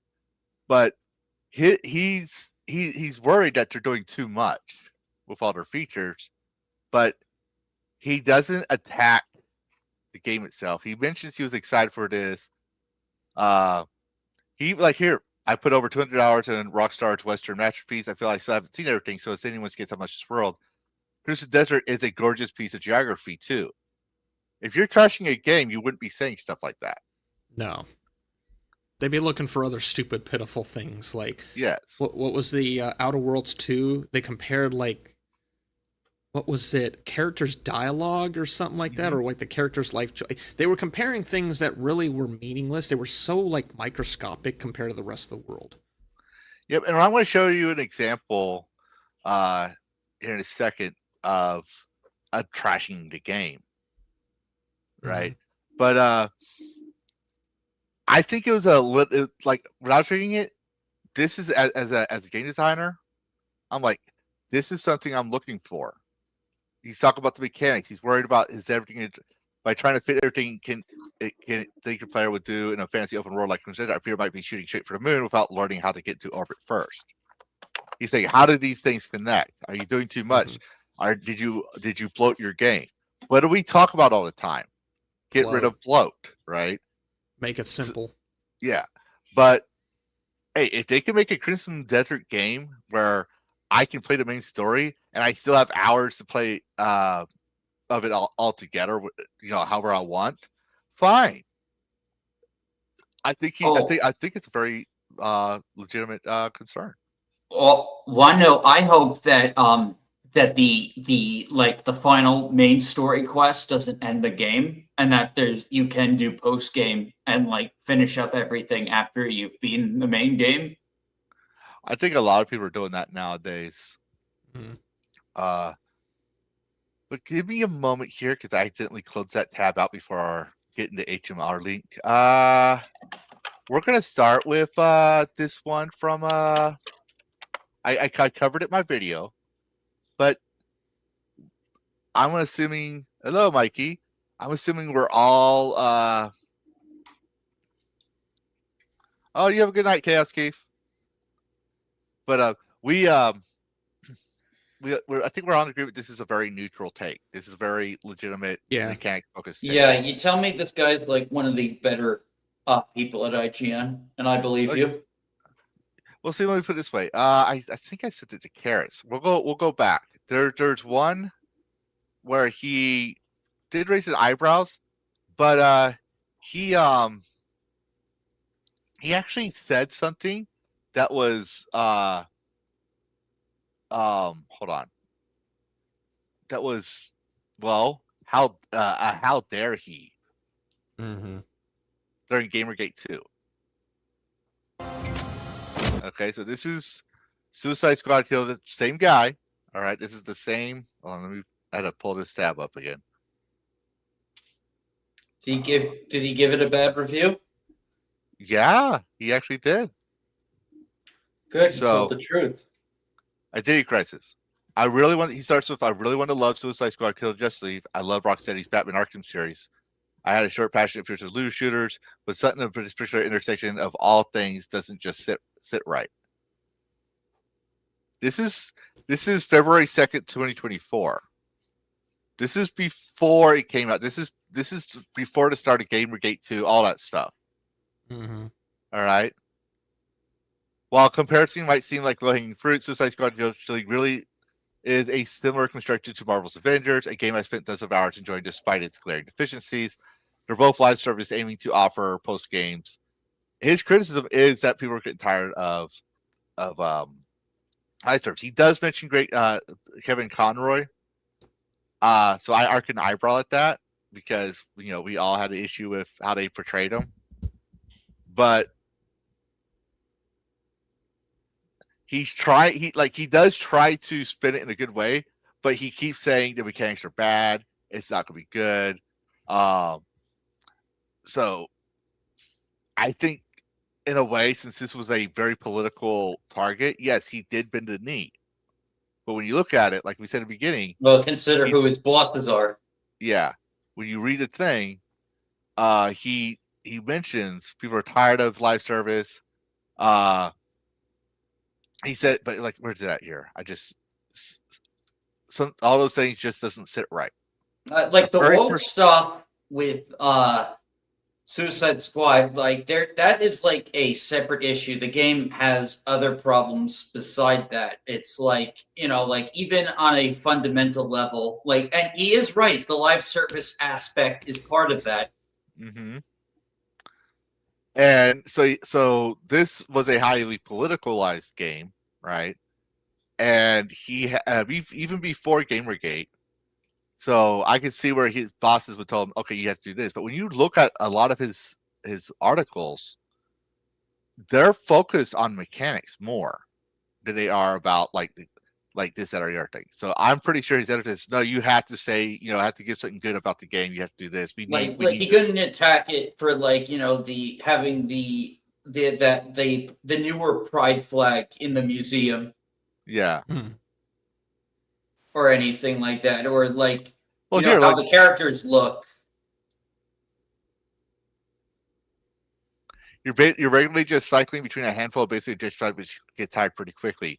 He called it out before we started saying it because the game wasn't out yet. This is why I'm like, okay, you might have some bad takes, but you're honest when it comes to mechanics. And when you're talking about just mechanics, as we discussed with his Crimson Desert, right? He's consistent because I don't have it on me, but there's a video before people were complaining. He had a video where he talked about it. He said the same thing. He likes the game. He wonders if it's going to be good.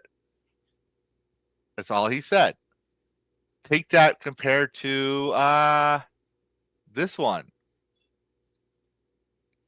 Yeah. Crimson Desert is this is from Shack News. Lexi Luddy, and we're going to show her in a bit. She's on my thing. Crimson Desert is trying to be 3 different games at once, and it's very overwhelming. Crimson Desert's complex controls and mix and match generalize make it hard to take out the game in a short demo. To be fair, apparently she may have played the game. All right, I'm going to zoom it in because the font's tiny. I got it, but she says it's like really a really big game trailer, blah, blah, blah, horse riding. So she says the same things. After playing the game and sitting on my thoughts for a bit, I really stuck how confused Crimson Desert feels. The camera hangs over your shoulders. She's talking about mechanics, right? Mm-hmm. But I forgot to make the chart last night, but I went to look at all her reviews.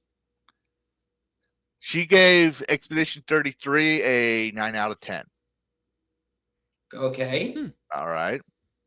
She also gave, and we're going to talk about another game with a queer protagonist, a 9 out of 10. All her games that she gives 9 out of 10 to has queer protagonists in it or something queer related. She reviewed Tainted Grail and gave it a 5 out of 10. What is different about Tainted Grail? Tainted Grail doesn't have any like tokenism in it. Yeah, exactly. And she's forced to talk about the mechanics because I don't even think Tainted Grail has relationship mechanics. I mean, how could there be? Like, you have the ghost of King Arthur in you, and the world's like genuinely depressing. Like, there's really no time for romance. But yeah, so here's what I'm going to point out. Right, this is a hit piece from her, but when you look at her about the journalist. A freelance writer and journalist. She has written for Vice, Fanbyte, Play Magazines, Gaming Magazine, Push Square, Start Reading More. Okay, she's been around. Blue Sky talking found about on Blue Sky, no X. No. Look, talking about Like a Dragon, Kirby, and queer representation in media. Okay, so she's all about that. She has a bias. She will not give Crimson Desert or Tainted Grail or any other game good reviews unless they have queer representation.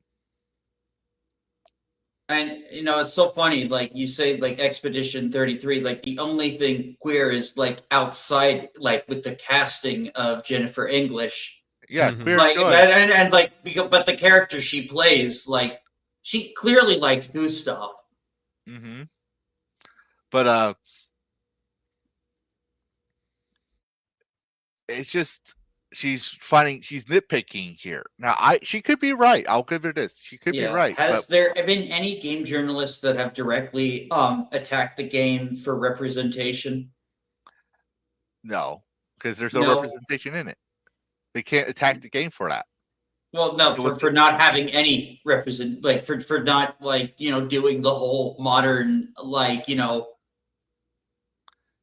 that I've seen. But Yeah. Yeah. I've also noticed they don't, because there's no queer representation, they'll give a negative review because, like Kara said, a lot of this stuff sounds nitpicky. They're finding fault. They're trying to find fault. yeah. Who knows? There could be a freaking gay protagonist in one of the hundreds of side quests. You wouldn't even freaking know. Like that's what Ghost of Tsushima did. Like you had to find out that the old lady was having an affair with the other lady.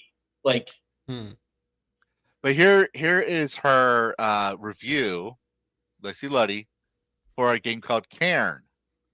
here. Look it up. It has positive reviews. But have you ever wanted to do something that you in your head you cannot compute or not achieving? Everyone asks if you'll do it, you can answer it, blah blah blah, right? She gets all the pros, simple but the climbing system. She talks about mechanics, a story challenges protagonists, don't give an essay, stunning world, dull environments. So she gives a little bit of honesty, right, with the cons. Now 95. But why do you think that is? She found something else that piqued her interest. She found something lesbian in it.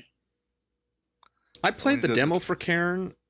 I didn't really care for it, honestly. I thought Jusant was more of an interesting idea because it was more focused on the world and trying to figure out the story. The mechanics of the mountain climbing were like just this tiniest little bit, whereas Karen, like the mechanics of the mountain climbing are like 70% of the game from what I've noticed. Yeah. But Here's the funny thing. While the visuals and music go a long way in conveying what Karen is trying to get across, so we go back up.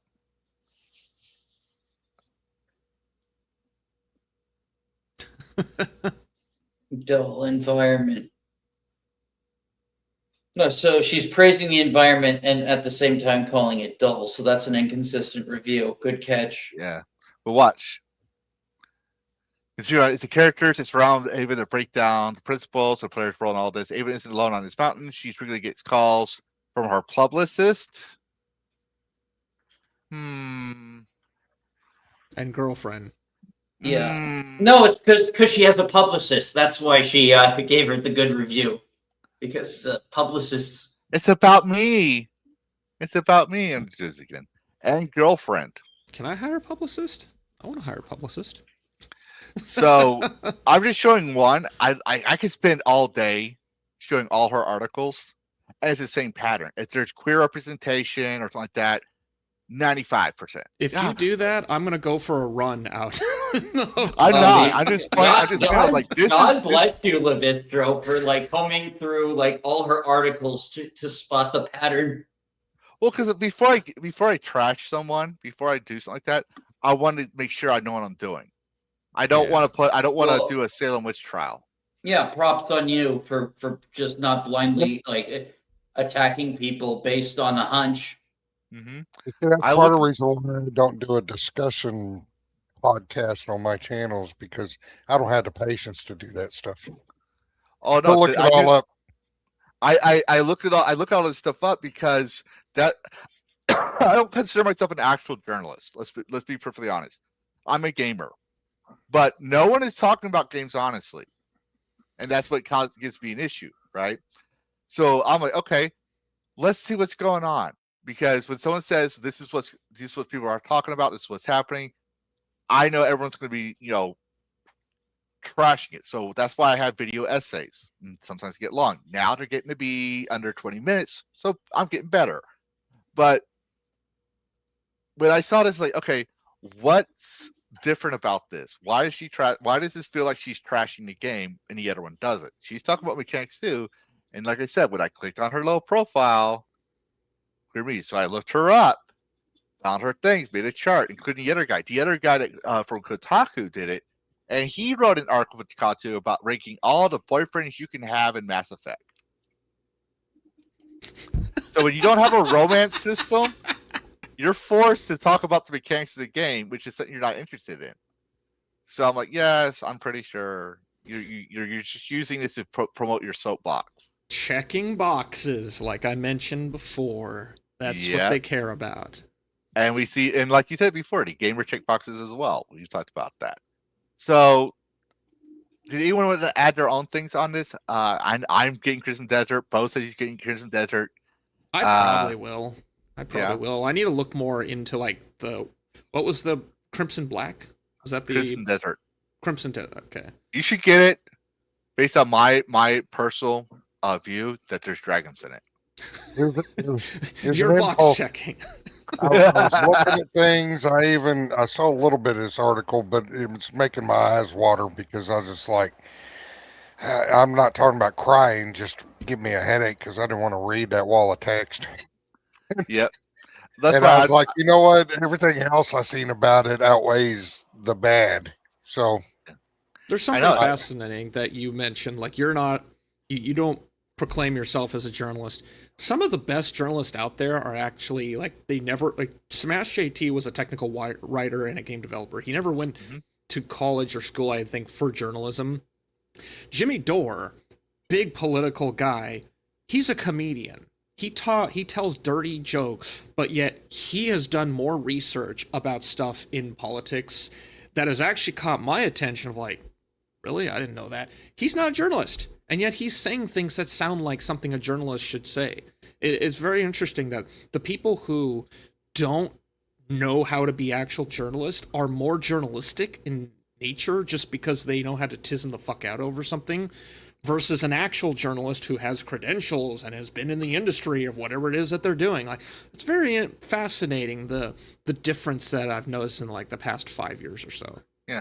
Well, see, but I've also noticed, and this happens with also YouTubers, and I guarantee someone's going to point something where I was wrong, and if they do, I was wrong, right? That's called integrity. That's why in the beginning of my Dragoncast intro, right, it says integrity found in Dragoncast.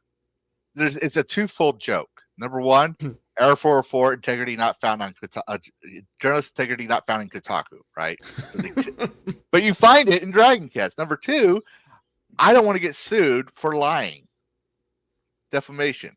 So that could happen on social media, believe it or not. Oh, Kurt yeah. Cobain's widow got sued, and or something like that. There's a whole bunch of things that were going. There's a lot of examples. I'm a small guy. I just want to talk about the news, and even if I there are reasons why when other people talk about stuff, I don't, because when I look into it, it's a nothing burger. It's being hyped up, It's not even at least in my bun. opinion. And this is also why, like before, when I used to work with Hypnotic as his mod, I want to make sure our side, at least, right, the YouTubers and stuff like that, we're factual. I don't care about being right. I care about being factual. There was a perfect example. Hypnotic covered posted a tweet about Steam or Warhorse taking down Steam reviews, and he showed a screenshot of one.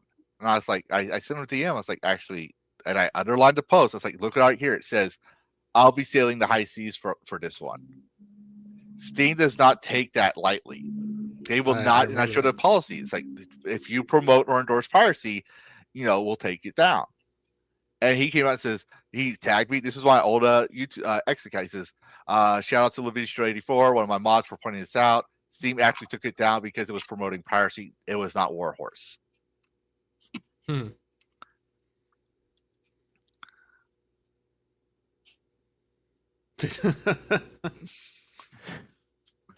Oh, I almost made a druid. I almost made a druid Shadow Warden. We're playing, wow. Curse's Drive. Yeah. Levistro, like, there's this, I don't know, like, there's a look up Ravished on Steam. It has dragons in it. Oh, I know what you're talking about, Revenger. Yeah. Oh, you know it. Oh! I have an army buddy that when I was an atheist, right, back in the day, I was like, I'll never become a Christian because I can't play Eroge games. And then when he found out I became a Christian, because we still keep in touch, he's like, he sends me an Eroge game at least once a month. And he says, this way you don't have to buy them, but you can still play them. Because he knows if there's an achievement system on it, I'm going to play it because it's in my library. I can refuse it, but I don't. Because, well, it's a running joke with us. And Yep. he sent me Ravager. And I was like, what the fuck is wrong with you? Yeah, I was gifted that game by one of my supporters. They gifted me that game. I have not played it, but it is interesting. Yes. Dragon in it. Let me put it this way. I don't have a problem with the themes in the game too much. It's each to each their own. It's basically a dark porn version of Game of the Thrones. Yeah. Just put it that way. But some of the stuff in there, I'm like, I'm watching the trailer. Oh no. There be dragons for sure in there. Oh boy. I will not. Okay, nope, we're done. I just saw a clip that nope, we're done. yeah. That's and that's the thing. I was like, I'll try this game. But then I have to finish it. It's a VN style game. It is a VN, but it also has mechanics in there. There's win or lose, all that stuff. But I hate him for it because I had to finish the achievements. I had to because it's just that OCD thing I have. If I have an unfinished achievement, completionist. I grew up that way. That's why I'm glad I'm not an achievement hunter. If I get them, I get them. If I don't, I don't. I don't the have only game I've ever 100%ed was actually the first Descendant. I don't have a single platinum trophy on my PlayStation. Yep. But let's getting back to the topic at hand. We're going to cover one that's also related. This is from The Gamer. Please, Overwatch, please stop babysitting your female characters. Dear Overwatch, please stop making money. Yeah. So here's the thing. I want everybody to know, because this relates to what we were talking about earlier, right? With what's her name? I've already forgotten her name. Jade King. I've heard that name before. Not Jade King, not him. All right, the other one, the Lexi Luddy character. Jade King is the lead features editor. The Gamer specializes. I've already tweeted this. He has also written a number of the topics. Infamously bad at ranking things. So why are you an editor? Why the fuck are you an editor? Right. But I saw it in here. Games. I also dipped my toes into queer media. Jade King's a dude. He's a trans. Oh. So Otaku? Possibly. They all interbreed. I mean, where are they working? They get fired. Hold on. Let me correct myself before YouTube cuts me down. They all they all know each other. I did not mean interbreed. Oh. They all know each other. I knew what you meant. Someone's gonna clip down context. I had to say it for YouTube purposes. Oh, Stop it, step journalist. What are you doing? Well, luckily your streams are very long, so hopefully it'll slip. You'd be surprised if there's someone like me willing to go through and do research on a topic like autistically detailed. There's someone else on the other side willing to do the same thing. It actually is surprisingly easy to just pull out the transcript and then do a word search. Or one of the guys I know has done that with this. Or use Ask AI and says summarize this video and then say, does he say this or that? Yeah. Google made it easier with that AI. Mm-hmm.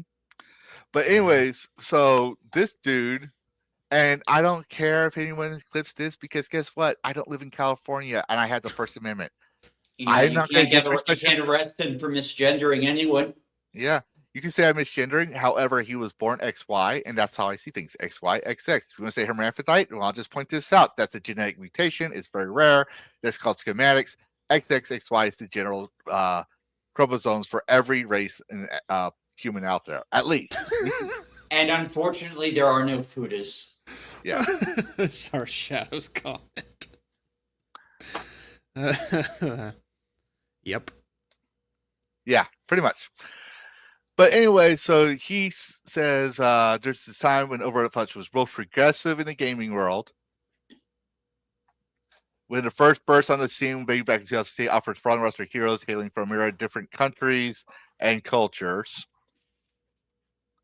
This is also before Blizzard was rocked by an avalanche of controversial scandals and was still viewed as a bastion of good by most gamers. Right, so he doesn't tell you about those controversial scandals. No. Which was from his side of the aisle. This is what as political as I'll get. It's from his side of the aisle that caused the game unification and everything else. Before Blizzard started getting to all this stuff, yeah, we saw him as a good a bastion of good by gamers. When they started pandering to Jade King's type of people, the gamers left. So it's called framing, right? Mm-hmm. When Tracer was revealed to be a canon lesbian character in a Christmas comic, I was over the moon. There we go. And what did we just show? He likes queer media. Yep. All right. It felt similar to see May and Zaria receive so many celebrity types or unconventional body types. My personal opinion, May is Arctic, so she's wearing a lot of layers. She's not technically fat. Question: is this a video game or is this a group of influencers? I just had this thought, like, are we talking about a video game or are we talking about a bunch of digital fucking influencers? Because that's what it seems like this person's talking about. Is digital influencers rather than video game. They're talking about video game characters outside of the game. We haven't even got into this. With the same breath, Overwatch could trivialize criticism for unlockable skins sporting specific aesthetics that were viewed as lazy cultural appropriation, while queer characters seemingly being allergic to discussing their identity within the game itself, the blah blah blah, so more queer stuff, right? As the hero shooter rebrands itself in the upcoming season, I'm left ruminating on exactly where it stands on diversity. There we go again. And how Blizzard can keep pushing forward and improving things. It might just be one of those progress. There we go. Like, I could keep going on here, but the point is like, he is complaining because queer representation. But what brings gamers to their games? Not this. No. Yeah, we like our women hot, and we look at Bo. He likes you look at the background of Bo. Why Bo's not in the center frame. Yeah.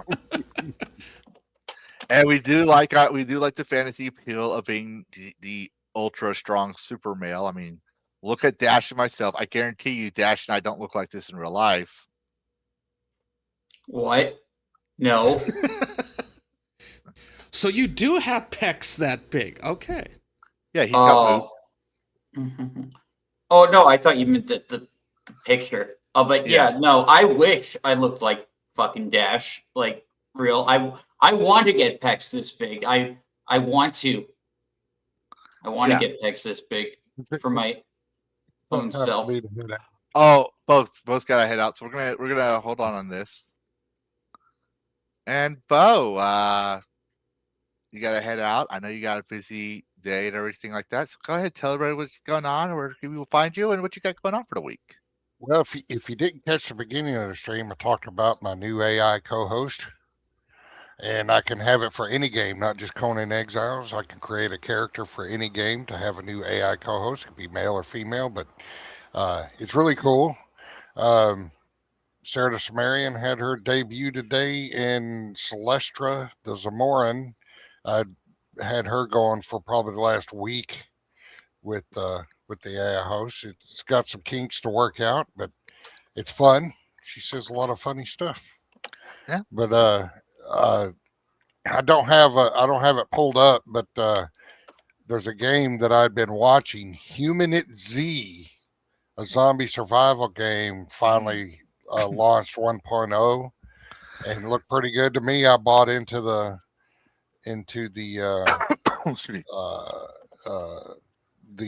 early access, but I didn't play it a whole lot because right after I bought it, they said they were going to change a bunch of stuff for 1.0. I was like, well, there's no point in playing this and learning all of it if they're going to change a bunch of crap. So what I did play of it during early access, it was pretty good. But the 1.0 did launch, and I got started in it. It looks pretty good. Human It Z. Human Z. Yeah. Awesome. Well, we'll But, definitely take a look at it. Other than that, I plan on. Of course, I mentioned earlier that I got a VTube creation for Celestia the Sumerian coming.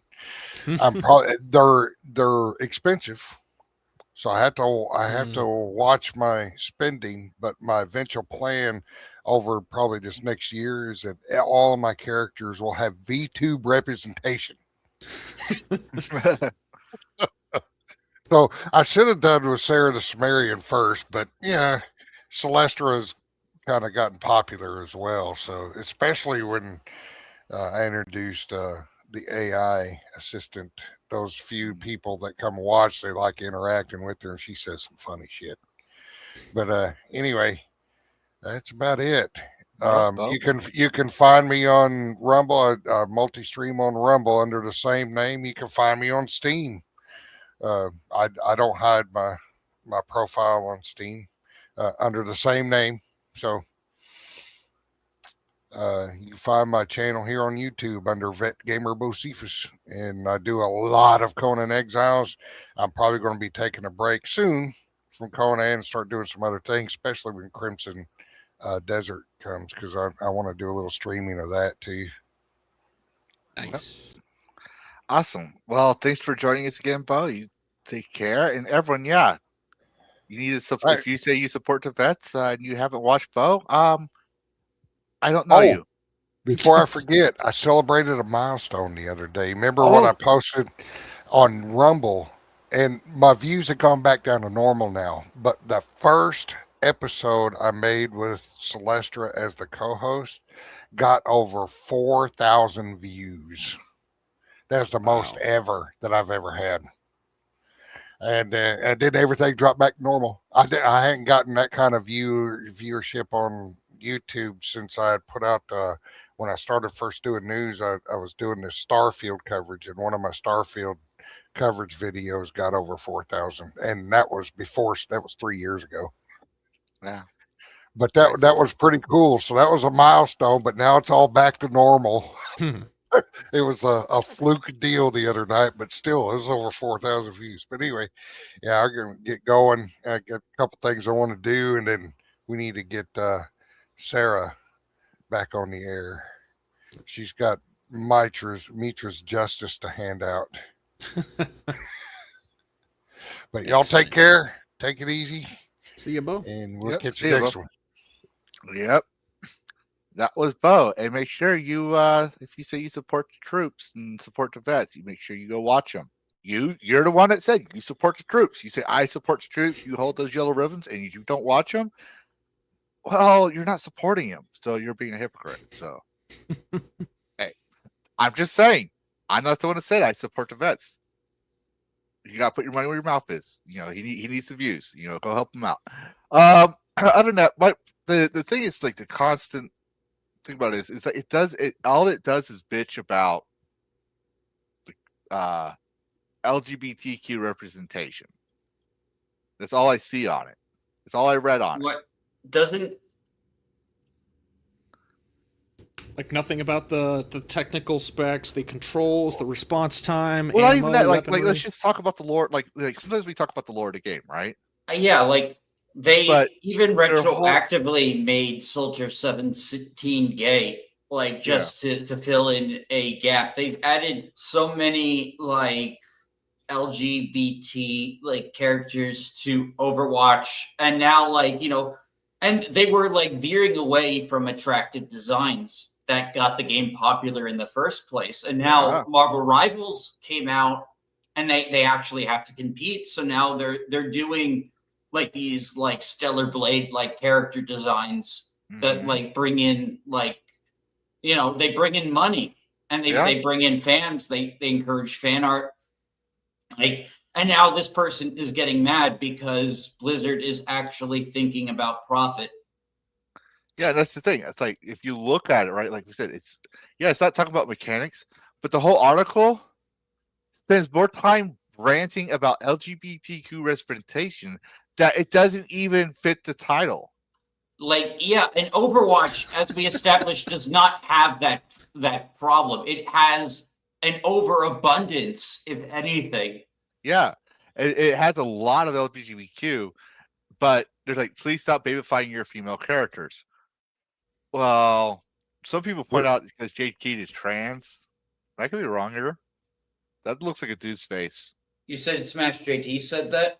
I said some people point out that the dude is trans. Right. I honestly don't care. Like, Yeah. they're all like trans, non-trans. They're all just that's what I'm like pointing out. part of this woke, like self-starved narcissists. Yeah. Well, see, here's the thing, and it's just one I'm trying to clarify here. Some people point that out, like, I don't care. You could be trans, whatever. There's some good. I mean, look at. Yeah, there's I have probably I have someone a good amongst trans us friend. that. Yeah, I was just saying, there's somebody amongst us that are Rainbow Brigade, representation amongst us that we know. That's a gamer and pretty chill about it. Though, however, they spent most of the time bitching about LGBTQ and ranting and raving. Nothing about the game's actual lore, just what they believe, what they see. And when they do mention the lore, it's still spun for LGBTQ. It doesn't explain why they should stop babyfying. Oh, is it because he can't say he's a woman, looks like a woman? It doesn't look like him. Remember that one lady we're talking about that gave that 95 to Karen, and it was about a woman that was a mountain climber who gets calls from her publicist and her girlfriend. Yeah, it's just like me. That's what we're seeing here. Yeah, I don't get these people at all. I don't get like the whole like thing. Like, just make your own fucking character at this point. Yeah. Like, if you need like representation that badly, just make your own character.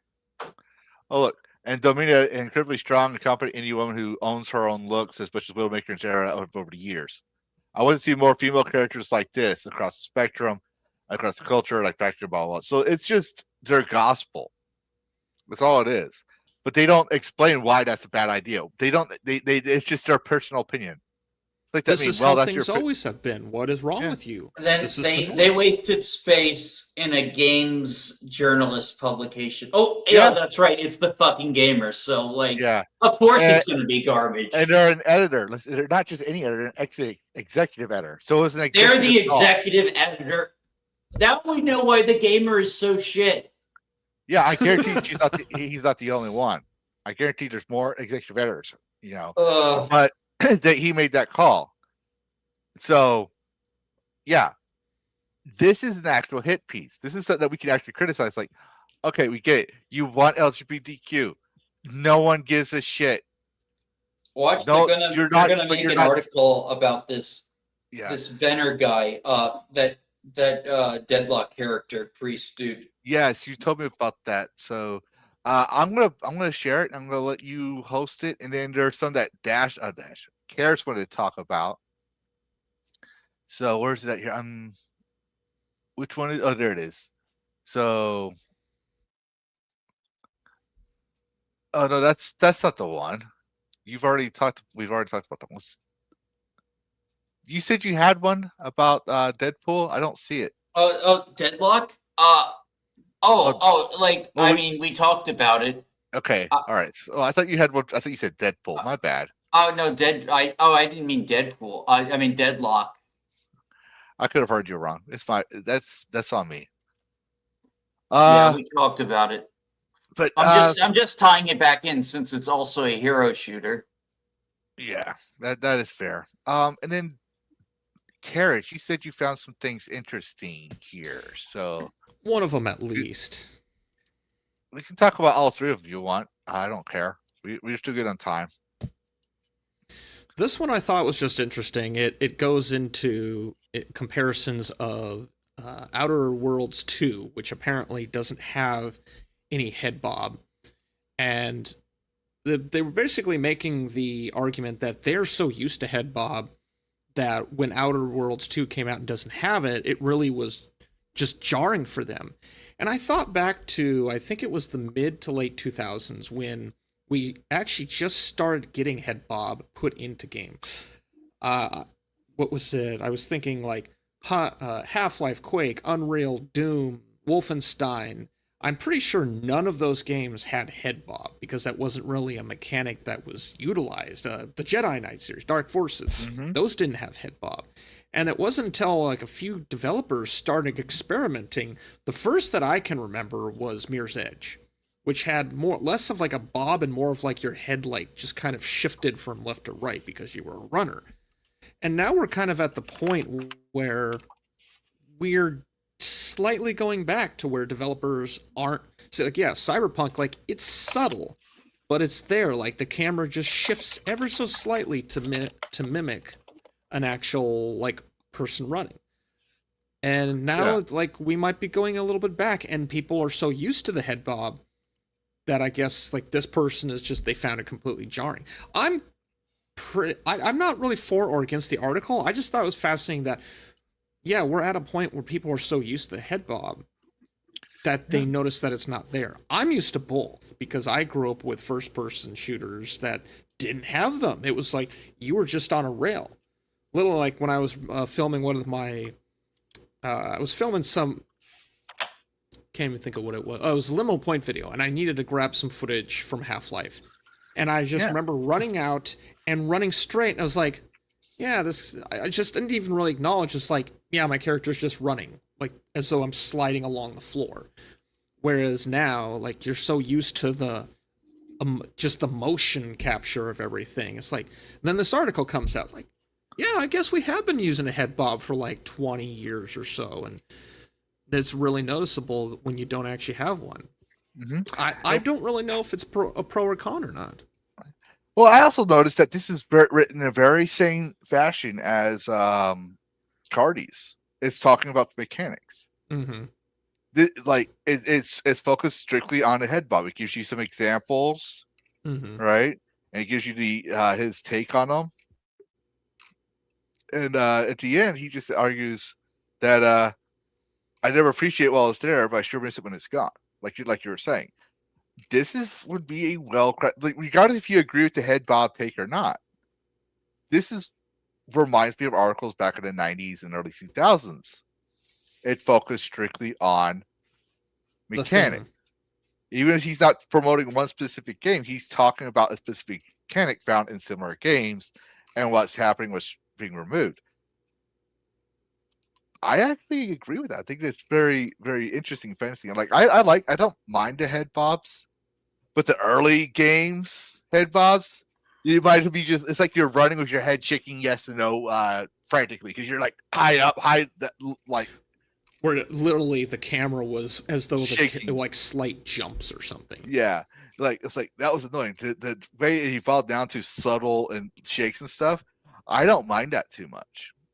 There's some games, I'm trying to remember, I think it was a demo that I played, where there was actually a head bob. There's a few that they have a little meter, where you can have a lot of head bob, or just a slight bit where the camera just barely moves. I like when there's those mechanics, if the developers want a head bob, but in the case, like, Half-Life 2 was notoriously known for having potential motion sickness issues because of the root canal chapter, where you're literally on a boat with a PTZ camera, like, no one's going to get sick for that. And they actually had someone on the dev team who was the gauge, like, all right, Bob, are you getting sick today? Yep, you are. Okay, we got to go and fix this still a little bit. So even back then, they were trying to figure this stuff out, but... Yeah, I'm gonna point this out. It's like he said, I never appreciate it while it's there, but I sure do miss it when it's gone. Going back to correlate to head bobs, jiggle physics. Yeah. We didn't realize it too much. We didn't focus on it too much. And then when they started taking it out, we're like, why did you take it out? The little things that used to be, this one's probably a low-hanging fruit, but Deus Ex, the first Deus Ex, had like just breathing animations, and also the mouth moved precision where like it wasn't like Half-Life or Dead Space where the mouth could articulate. It just like it moved in the way that mouth kind of, I guess it would be like those South bad, Park. like kind of like those bad 1970s kung fu movies where the mouth didn't match up the words in English. Yeah, like a slightly more polished version than that, but that's Yeah. just what we had for the late 90s and early 2000s. Now you have like full articulation, you can see the tongue moving around, and it's like you're spending an awful lot of time, and the character just could be wandering off. But something as simple as like this head bob here, I think that's pretty reasonable. And you also have the arm to kind of sell it as well. But yeah, like back in the Doom days, boom, you just went straight forward. You heard your character moving, but you couldn't really see your character moving. I remember seeing a meme. This is like early 2000s. I never really thought about it, but going into SPS here, he showed like the camera angle where it's supposed to be and the camera angle that we see in the game, and it basically looked like Mordok, whatever, where it's just like this, the face is actually in the middle of the chest. I was like, you know what? Now that I think about it, now I can't unsee it. Or people have been asking Yeah, for... wait, this is actually Outer Worlds 2. It does look very boomer shooter-ish. Mm-hmm. I think, this is Outer Worlds 2. But not just it, but because his whole argument is just talking about the head bob mechanic and how it's seen in other games. So, like, the guy actually played the game or he watched some videos. Who cares? But point is, like, he's talking about the head bob mechanics and analyzes them and why he likes them or not. That's actually pretty reasonable. You know, he's just focused on mechanics. He's not a hit piece. He's not hitting anything. He's just talking why he likes them. But I mean, it's other one you had here. Because I want to start for a little bit more ting because we got a nice big one to cover. This is less of a gaming thing and more of like games becoming movies, which just made me laugh. Yeah, I have yet to see Iron Lung, but I would totally cover if I had a chance. I'm not gonna be able to see it, so by the time the iron is cold, I'm not gonna be able to cover it. But yeah, it'll come out on DVD. It's coming out on DVD apparently. Oh, sweet! They're making a non-Ewan Boyle House of the Dead movie that might actually get the plot of the game right. The part that I loved was that it's not here, but apparently he like totally shits on Paul W.S. Anderson, who I guess they've gotten to direct it. Says he's a bad director, and it's like, really? Really? Like, he's cheesy, yeah, but he did the Three Musketeers, Death Race, Event Horizon, all the Resident Evil movie, Mortal Kombat. His first movie was Shopping, Alien vs. Predator, which I actually like. I really like that one. Wait, which Mortal Kombat? The original? The first one. Yeah, he did that one. That's what put him on the map. But yeah, like, he's done all of these movies and is like, oh, he's a terrible director. Like, he fucking looked in the mirror. Have you seen In the Name of the King, Mr. Boyle? I've heard of it. I haven't seen it. Oh yeah, that's Ewan Boyle's movies. It's a Dungeon Siege movie. Oh, that's what it ended up being called. Okay, I knew he made a Dungeon Siege film. I didn't know that's what they called it. Yeah, it's called In the Name of the King. It stars Jason Statham. Wow. Yeah. I don't know how he got that.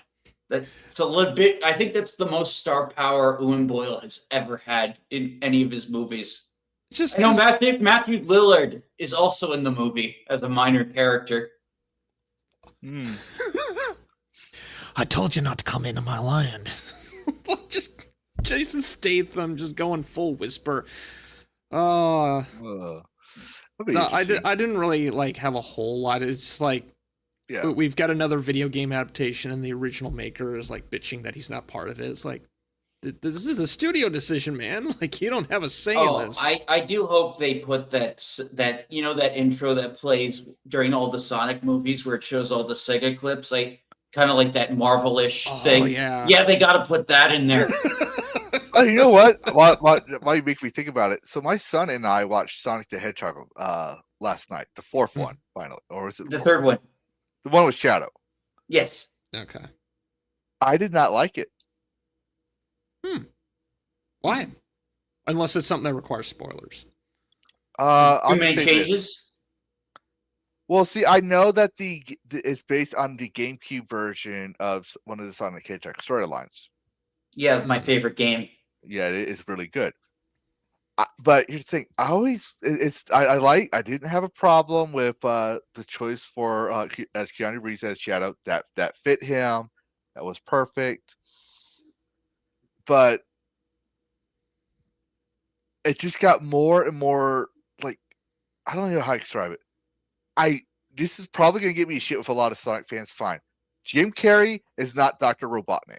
I'm just going to say that out loud. No, he's not. Oh, he's a different version. He pushes too hard on the modern dayisms with Dr. Robotnik. The whole he definitely did not get Gerald right. They just made Gerald like super evil and goofy in this version, and he was more of a tragic character in the game. Yeah, he was. He was a tragic character. But even Dr. Robotnik, if you go with the Archie comics, you go to IDW comics, you go with the Sega lore of Dr. Ivo Robotnik, now aka Eggman. I do not see Eggman from the video games or the comic series or the TV series when I was a kid doing what he did. Right? First off, let's just go with the Sonic the Hedgehog anime series or cartoon series and the comics. In the beginning, he was trying to turn every living thing into a robot. Robotizing is what they called it. He had plants that would pollute the environment because that was the big thing. Environment was a big thing back then. So the big guys were always polluting the environment of Mobius. Dr. Robotnik. Dr. Robotnik, even in the cartoon series, wasn't some comic relief guy. He was evil. His voice was scary. Like would use that's the Sad AM version. The set Jim Cummings did that version of also even in the comics, not just the cartoons, but even because there's a consistency because they couldn't copy. Sega wouldn't let them use their characters completely, right? They had a license to make comics, but Sega would have had the freedom to make their own lore. So they were trying to mirror the Sonic series, the Sonic video games, but they had to make their own.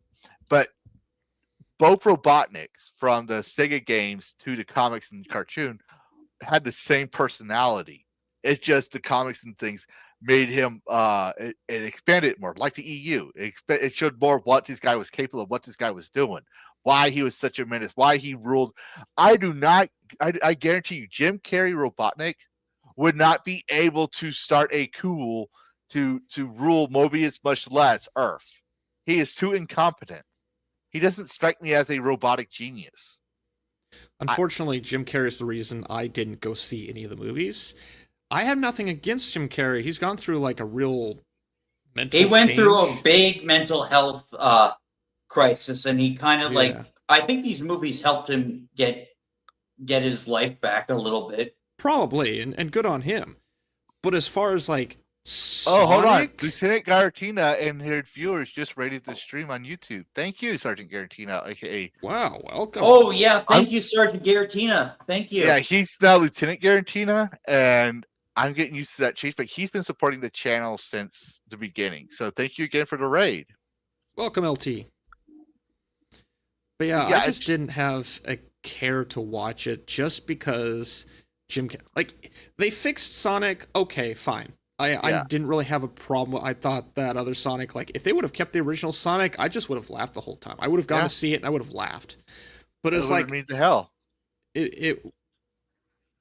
I don't need a Sonic movie. I'm not yearning for a Sonic film. If I can go play the games, people can go love it if they want to. That's fine.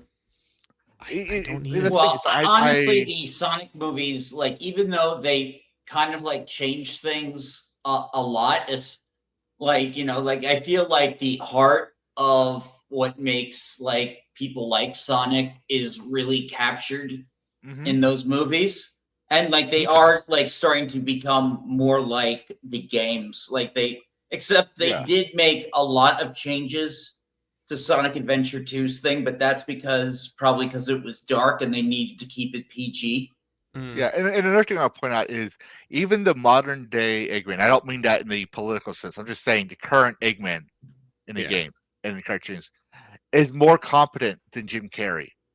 It was just Jim Carrey wearing a costume. I could see, what was it? Jim Carrey, Bruce Ventura, the Pet Detective, in Eggman. Yeah. Oh, I was thinking more Jim Carrey is basically playing Jim Carrey Yeah. in those movies. Like I describe him. He's kind of like going back to his Count Olaf days. Yeah. With And this, it's just the last movie. It's just more Jim Carrey. It ruins everything. Yeah. It's not even a good fit with Shadow. well, apparently, like the reason why that was like Jim Carrey's like deal for coming back was Yeah. having more of him. Yeah, that's and I'd be like, no, I did not like the movie. That was one of my favorite storylines. It gave a lot of depth to the Robotnik line, and Shadow. I love Shadow. I love Shadow. I love Scourge, aka Evil Sonic, who came from an alternate dimension that people don't know about. Well, that's the comics. I wouldn't know too much about Scourge, but I read do the know, comics one of my- religiously. But yeah, so no, I didn't like it. My son liked it. It was a good for a child. I'll be like, yeah, it's good. But when you know the lore, you're like, that's not Robotnik. Now they did a good job with Sonic. At least it wasn't Return to Silent Hill. You want to talk about butchering lore? Oh no, Oh. I'm afraid to watch that. No. Yeah, no. for all the wrong reasons, you're afraid to watch it. Like, I heard it's the lore not was because it's bad. a scary movie, but it's just Yeah. because it's a really bad movie. That's what I heard. It's like my friend says, don't watch it. Why? Because he's like, you're gonna. Cause he knows me. If I had the time, I'll play this. I'll try to play the Silent Hill game to refresh my memory in the lore, and then I go watch the movie. When we watch Sonic the Hedgehog, I don't need to refresh my memory because Sonic the Hedgehog was cult back in the day. It was like the thing. You either like Mario or you like Sonic. That was the Yeah. origin of the Gen War, the console wars. There was Sonic Says, there were Sonic advertisements. Even The Simpsons made a reference to the fact that Sonic was like the 90s icon of children. Yep. Don't wait. Sonic says, "Wait till marriage." Yep. Like all kinds of crazy stuff. But that's the thing. When it comes to Silent Hill, these other ones, I'll try to play the game so I can understand the lore, and then I go watch the movie to see the movie version. Sometimes I'll give it a pass depending on like how impossible the thing was. If they can make a good story with the concept of the lore, like a condensed concept, cool.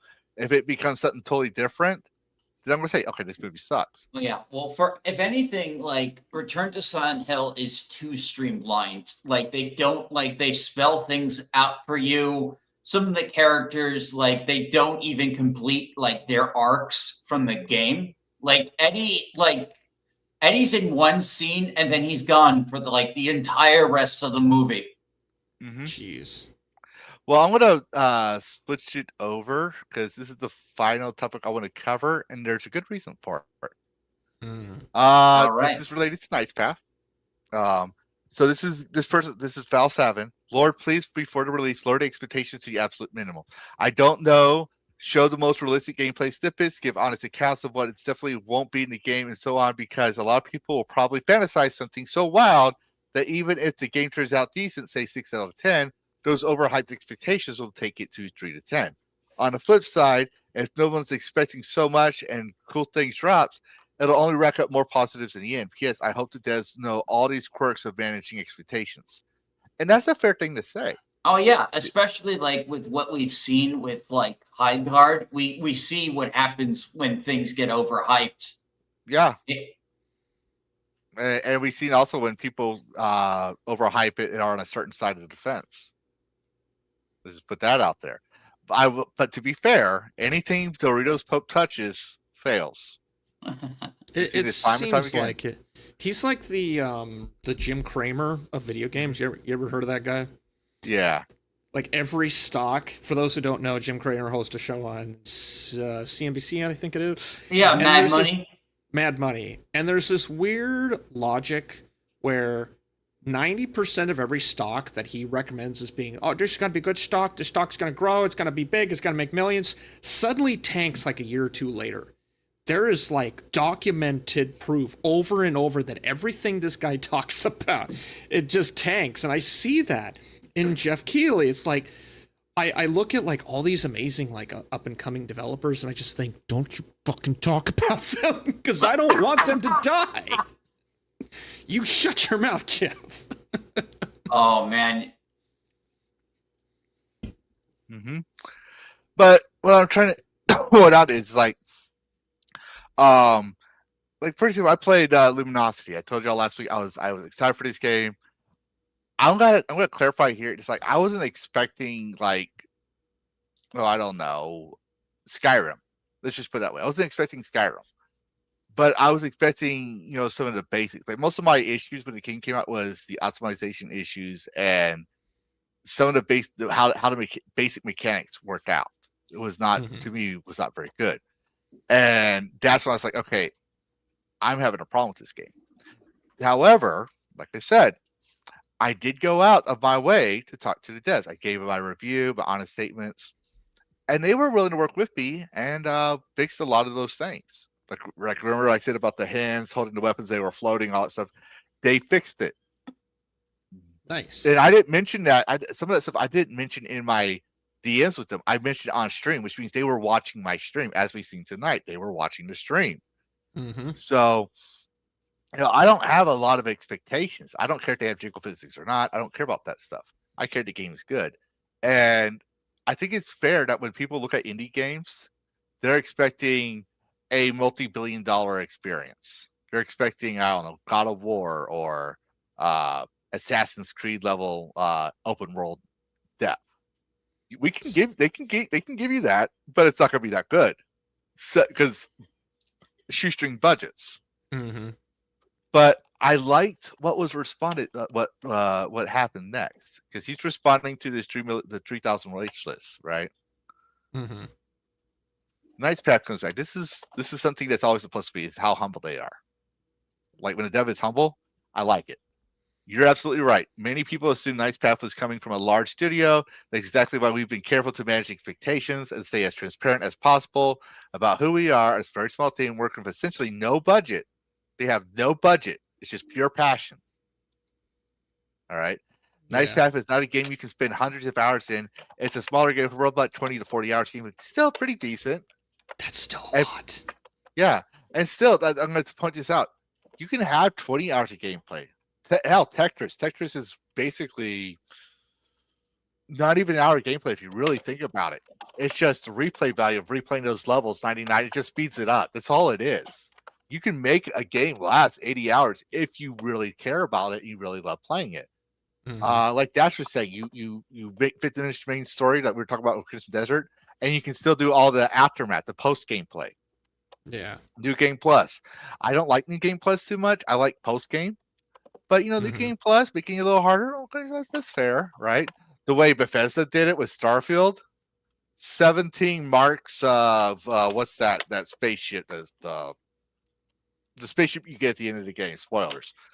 It gets like 16 versions of it. New Game Plus, 16 different realities. I'm like, I am not playing a game. Go back to just post-game. Bethesda post-game was your thing. Go back to post game where I beat the main story, and I did that's one thing I liked about when post game came out is I want to know what happened after I defeated the bad guy, after I fulfilled the great prophecy, after I did whatever it is I was supposed to do. What's the world's reaction? Can I go and run around and play mini games and race cars and I like that. It keeps me in the game until I'm ready to say goodbye. Right? It's like when you build that much emotional thing and it's over. Like that's it. It's over. What do I do now? What do I do? But when you had the post game, it's better. So that's just my personal thing. But they said 20 hours of gameplay built to deliver a shorter but polished and fun experience. That's what you need to do. That's what you need to think about. The replay value is a polished and fun experience. If it's polished and fun, people are going to play it again. They're going to come back to it again. I came back to Kingdom Come Deliverance 2. Not just because they had the DLCs that came out, right? I didn't stream those. I just came out and played them. But also because I enjoyed my time playing Kingdom Come Deliverance 2. Plus, they didn't. Plus, the only thing I didn't mod it the game much at all either. The only thing I modded was they didn't have physics, and someone actually gave the girls physics. Yeah. So like That's if you watch frame by frame of the last part of my intro where of Levisto plays, it shows the Henry doing a heads up look to the one lady. Okay. If you notice it when she's moving, you see some subtle breast physics changes, movements. Well, that's cool. Yeah. So, but I love it. And then he gives it reassuring and understanding that you are reasonable people. Everything works out. And Luminary, plus obviously I couldn't help but comment after all, but Luminary goes, "We're in the same boat. I'm getting statements. I can't wait to lose 100 hours to this world, or can I build towns, romance NPCs, X?" And I gotta be like, whoa, slow down. You know, we are only 2 people working on this, right? Like, it'll be good and fun for a cheap price, but we aren't Witcher 3 or Skyrim, right? And I go, the important thing is your willingness to improve to make sure the game, because we had talk. That's Chaos Keith, Refractory Luminary. That's Chaos Keith. Okay. I was on our show. Anyways, so it's like to make the game fun and start. You have to have all. You can have all the bells and whistles, right? Like bells and whistles here, right? But if it's not fun, it has no soul. Yeah. So, and then Nice Pet responded to me. By the way, Luminary follows me now. Nice. Nice. Yeah, keep I saw that. And it was relationship. after I posted that. Yep, and they were here in this stream earlier. Yeah. And I'm trying to get, Nice Pet doesn't follow me, but I'm trying to get them on. But they're followed by OMW that we talked about earlier. So these devs are actually trying to stick together, support each other. They're building their own like indie game dev community. Oh yeah, which is good because indie games are the freaking future. Everyone sees it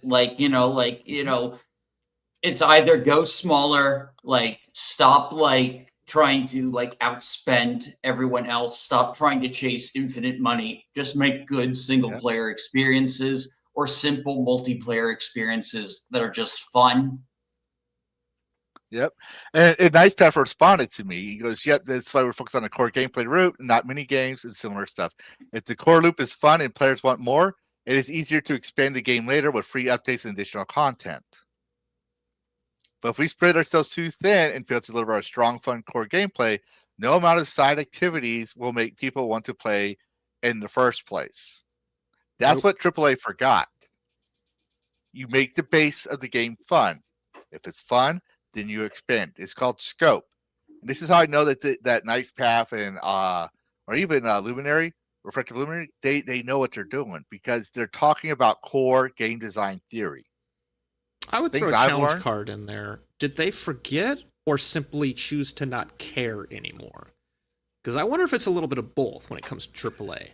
They know That's a that good they question. can build that, but they either forgot because they have a bunch of new people and it's all about speed, or someone, the executive, just said, "We don't care about that. We got money to make. Just get the damn thing out." Yeah, it could be both because when you put it that way, a lot of this stuff started changing when they went from answering to their customers to answering to their investors. Yep. Because look at Ubisoft. When Ubisoft became a corporation in the late 90s, early 2000s, if I remember correctly, what came out in 2009? People are stealing our games, despite the fact that Steam had them as their biggest customer.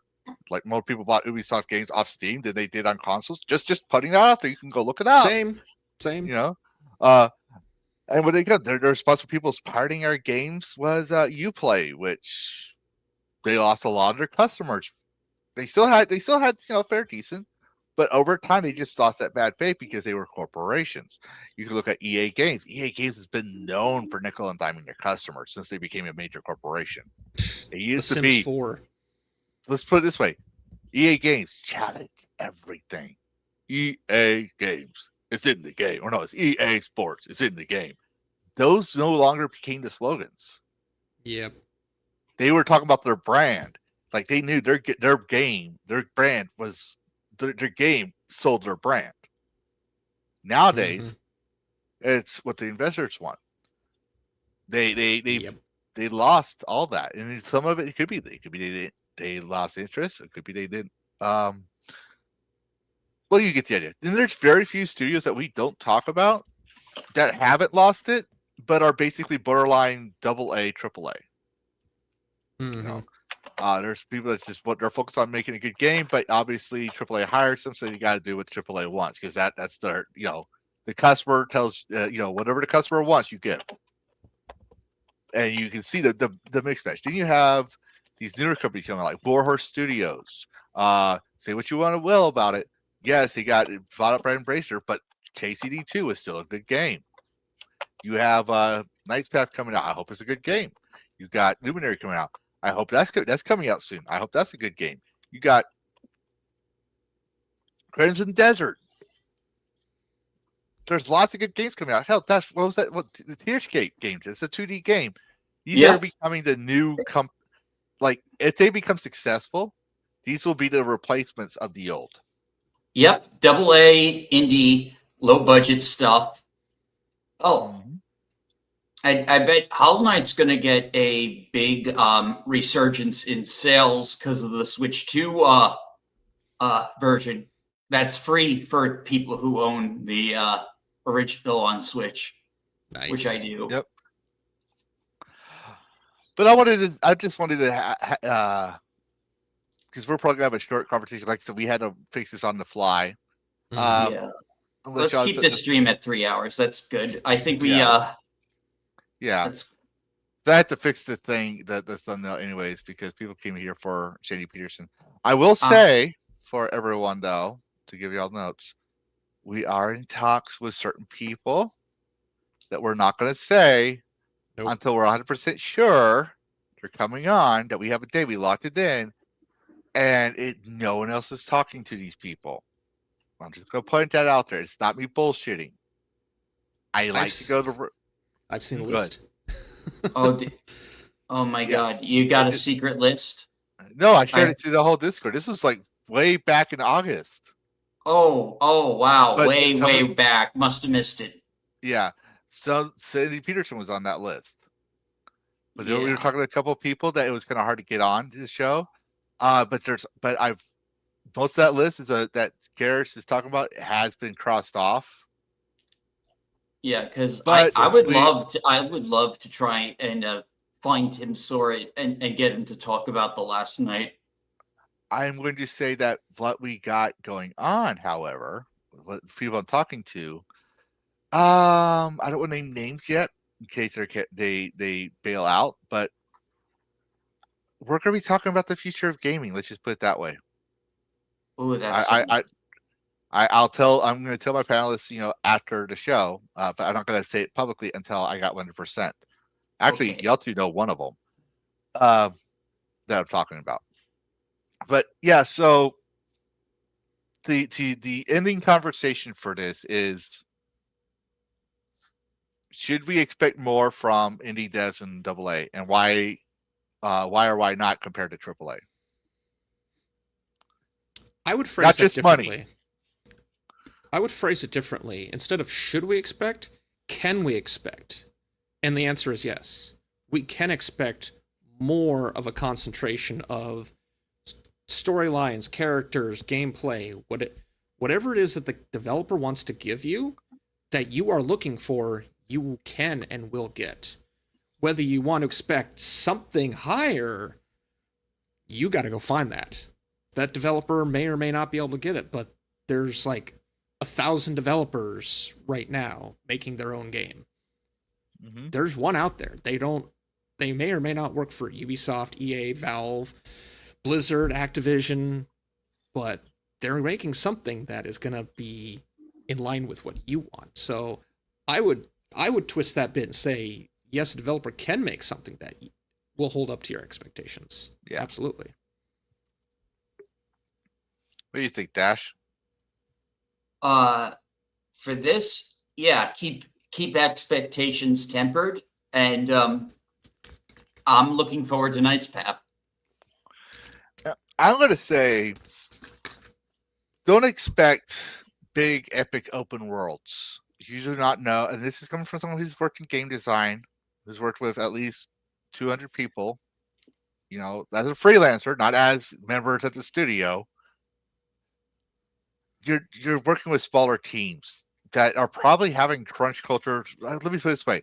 When I was making my own project, my own game, before I shut that down, I was working night and day, sun to sundown, like a manga artist. Let me put it that way. If you know manga artists, they work 20 hours a day, 4 hours sleep, on top of being a father and everything like that.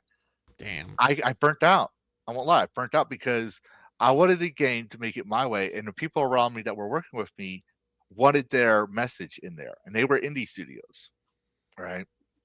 You can expect someone that has passion, and I'll probably get back to my game eventually, but you can expect someone with passion like this. They're gonna make the game as best they can. Because they care about. They want you. They don't want to hear this game sucks. No. But they don't want to hear it in a wrong way. They want to hear it in the right way. This game sucks because they don't care about this game sucks because I don't have clear representation. They don't care about it. What they care about is this game sucks because the game doesn't work well. It's broken. It's this, it's that. So they want to polish it because that means that and Chaos Keith and I talked about this on DM. They want you to have a good experience because you're gonna say, like for me, hey Dash, Karis, you guys gotta play Luminary.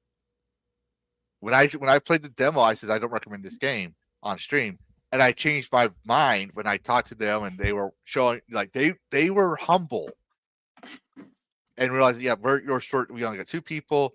We understand that you're not trying to trash it. You're not expecting much. Here's how we can fix some of the things you're talking about. They did that within hours of the stream, and they have an update ready. Then I put a video and says, you know what, I recommend this game. Because they're willing to listen to you and tell you, work with you if they can, tell you if it's within their limits or not. I think Nice Path is probably not going to be KCD level. I don't know. It still might be a solid game for what it is. Yeah, exactly. I think so too. The fact that they're willing to say this stuff now and say, we're not AAA studios here, but we're going to give you our best shot. I think. Look at the people trying to make the game. If they're selling you for $70 and it's a fucking piece of shit, then yeah, I think you might want to be like, whoa, hold on there. But if they're selling you a game and it's fairly decent, maybe $20 a pop, maybe 40, right? Let's go with that, right? And they're willing to work with you, make updates, and say we got plans to do more, but we want to focus on polishing the game itself, and it shows that the action speaks louder words. If their actions in the game speaks more volumes than anything they're saying, that should be the deciding factor. That's what builds your loyalty brand. So that's where I think these guys are going to be the future because they're not beholden, like I said before, they're not beholden to corporate meetings. Nope. And I think another thing, we're becoming the new, just like we're becoming the people come to for journalism because we talk mechanics, not just us, like us three, but like, YouTubers, content creators. We play the games, we stream them live. You get our reactions live firsthand. That's going to be a determining factor of who you trust. It's the same with Nice Path and everything else. So what I'm trying to say is I wouldn't take what a journalist says or what a YouTuber like myself says or anyone else as the gospel word, because in the end, we can tell you everything we like about the game, about why Sven from Europia is the best gay character you should have a relationship with, or why this mechanic sucks. This game, like we don't need we can tell you all that, and in the end, you make it up your choice. At the end of the day, we told you everything we know, but you make your choice. Because this guy says he has pretty women in his game. Let's be honest here. I'm just trying to be fair. That's the reason to get the game, but are you going to enjoy it? Is this the kind of game you would normally play? Look at Kingdom Come Deliverance. It was meant for to be a niche game based on realism combat, right? Like the medieval combat stuff, right? The combat was weird. I won't lie. The combat was weird. I enjoyed my time because I'm a history buff, but some other person probably wouldn't like that game. Still, it grew, right? Play the game because you want it, but realize you're not talking to Ubisoft. You're not talking to EA. You're talking to developers who want to make you a good game. If you enjoy your time, enjoy it. If there's something wrong with it, don't just say it sucks. Say why it sucks, because that's what I did with Luminary. I said why I didn't like my time there. They fixed those problems and told me how they were going to make it better for low-end PCs. That's the thing I'm Nice. saying. Make up your own mind. Look at what they're saying and what they're doing. That's how you know if something's being sensational or legit. That being said, I do apologize that Sandy Petersen isn't here. We did Not your talk fault. about it. We were hoping for the best, prepared for the worst. But I do hope his father gets better. And I haven't heard an email from him since. So it could be that could be the reason. I don't know. Don't care. But yeah, we still had a nice little game coverage. So that being said, let's go with Dash because I know it's late for him over there. Dash, what you got going on and interesting games? I actually only for flash. If y'all don't have one, that's fine because I was still banking on Sandy Petersen coming. I can pull one. I can pull one out of the hat. All right. Okay, let me look at the wish list. If I can't find anything, you can just skip me. But yeah, that new Square Enix game, that mermaid, the Curse of the Mermaid type of thing. Oh, yeah? Let me see if I can get the trailer for that going. All right.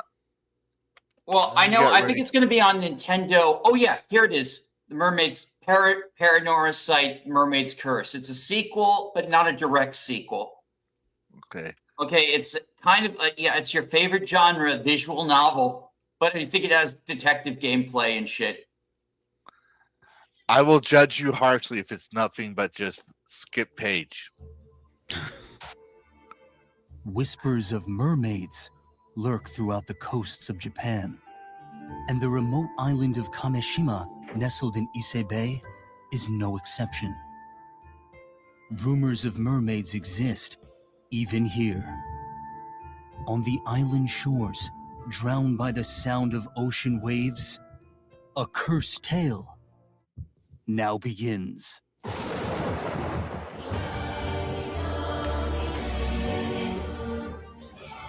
The story begins when Yuza Minakuchi, a young pearl diver, encounters a surreal version of himself on the ocean floor.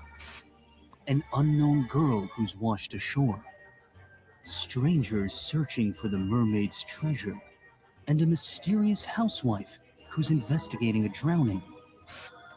Paths cross and destinies collide as they're pulled into a shocking drama surrounding the mermaid's curse. What ancient truth lies hidden beyond the centuries? Paranormal Site, the Mermaid's Curse. Please salvage the truth from the depths of the sea. Interesting. Yeah, so Diving game. so apparently this is the second game in this now franchise, Paranormal Site. The first one, I guess, was very popular, so now like they're doing more. It's not a direct sequel, but yeah, it looks really cool, very ominous. Like reminds me of the Phoenix Wright games. And yeah, it's got a bit of a horror aspect to it, I think.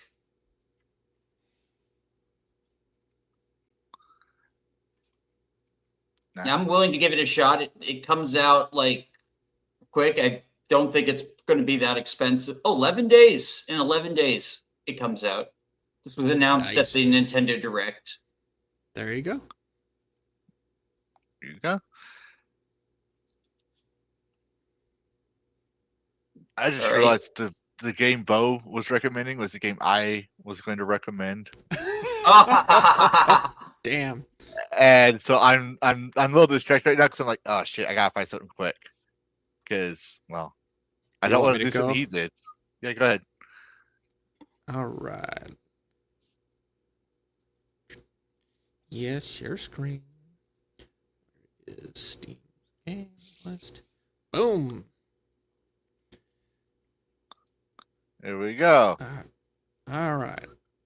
Not gonna play the audio obviously because there is music, but I saw a trailer for this a little while back. It is a 2D style. It's very over the top.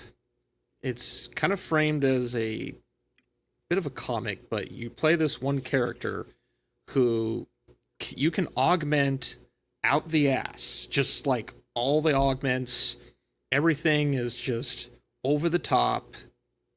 Very like RoboCop-esque. Very kind of 1980s. I This love is the just graphics the, of that. Oh man, it's like Nice. the Terminator. yeah, there's a little bit of like some Terminator, some RoboCop. But then when you get into it, it's Ooh, very the pixels even stylized, look nice. pixelated. Yeah, it looks clean though. Doesn't look so gritty. Yeah, that's the Very weird thing. Like it's gritty pixels. Like you can almost count the pixels on the hair, but yet the colors are very intense. The lighting. It's even smoother. It's that's what I'm trying to say. It's like the pixels aren't too grainy. No, Yeah, they're not. It looks really nice. And then you've got weapons you can upgrade. There, if you go watch the trailer, like there's this narrator that is just so. Oh yeah, you get slapped back to life. It's very tongue in cheek with the trailer. I watched it a couple times because there was so much happening that I missed a bunch. I was focused on like the narration and I missed the visuals and I had to go back and swap what I was focusing on. Mm-hmm. That actually looks really nice though. Looks fun. And I love the Yes. cut. I'm pretty sure those are obviously cutscenes, but I love the detail of the cutscenes. Very synthwave 1980s vibe. Well, I love that. I especially love like the font or the overtime. I love that Yes. style of font because even the Transformers used to do that as their font. Mhm. It's Love not it. out yet, unfortunately. It's only a single player, but no EULAs that I can find. So I found that I found that it came out yesterday. mhm. I just like I was able to find this, looked at the video, just did a quick review. I know it's rushed, but you know me, I love my games, right? We all know this. I love video games. It was dragons, but surprisingly, no dragons. Oh, Yeah. Oh. So hold on. Let me pull it in there before I do the big reveal. I forgot to ask. So, Karis, does your game does it have a romance system? The game you say it recommended. again. One more Does time. it have a romance system? This game? Romance system. Hunt the game down? that you Probably recommended. not. Probably not. Oh, well, I guess it's gonna get a 5 out of 10 or below. But so is this game. This is called Creature Kitchen. It just came out. It came out yesterday from the Rat Zone. And it's already got 133 very positive reviews so far. But it's a creepy, cozy cooking simulator where you befriend local wildlife and feed them their favorite snacks with a strange house to search and forest to explore. The witching hour has only begun. Now, you know what the witching hour is, right? Midnight. That's between 1 and 3 a.m. Or am I thinking something different? But you know the importance of that terminology, the witching hour. It's when The witching hour is ideally, usually means haunted, right? yeah, it's when the paranormal in our realm are most like closely aligned. Yeah. So I saw this. It's pretty cool. I'm not big on cooking sims, but when they said witching hour, it's like, oh, this is intriguing. Befriend forest animals, but I don't get to be Snow White. I'm probably doing some paranormal weird shit going on. Like, look at that. What happens if you don't feed the animals? That's the question. That's I was wondering that. Like, do they I want to know. Dude. evict Yeah. you? Evict air quotes. Yeah, but you Did befriend the, local wildlife, feed them. Do the trash pandas become gremlins and just destroy your place? Probably. But I just thought it was kind of cool.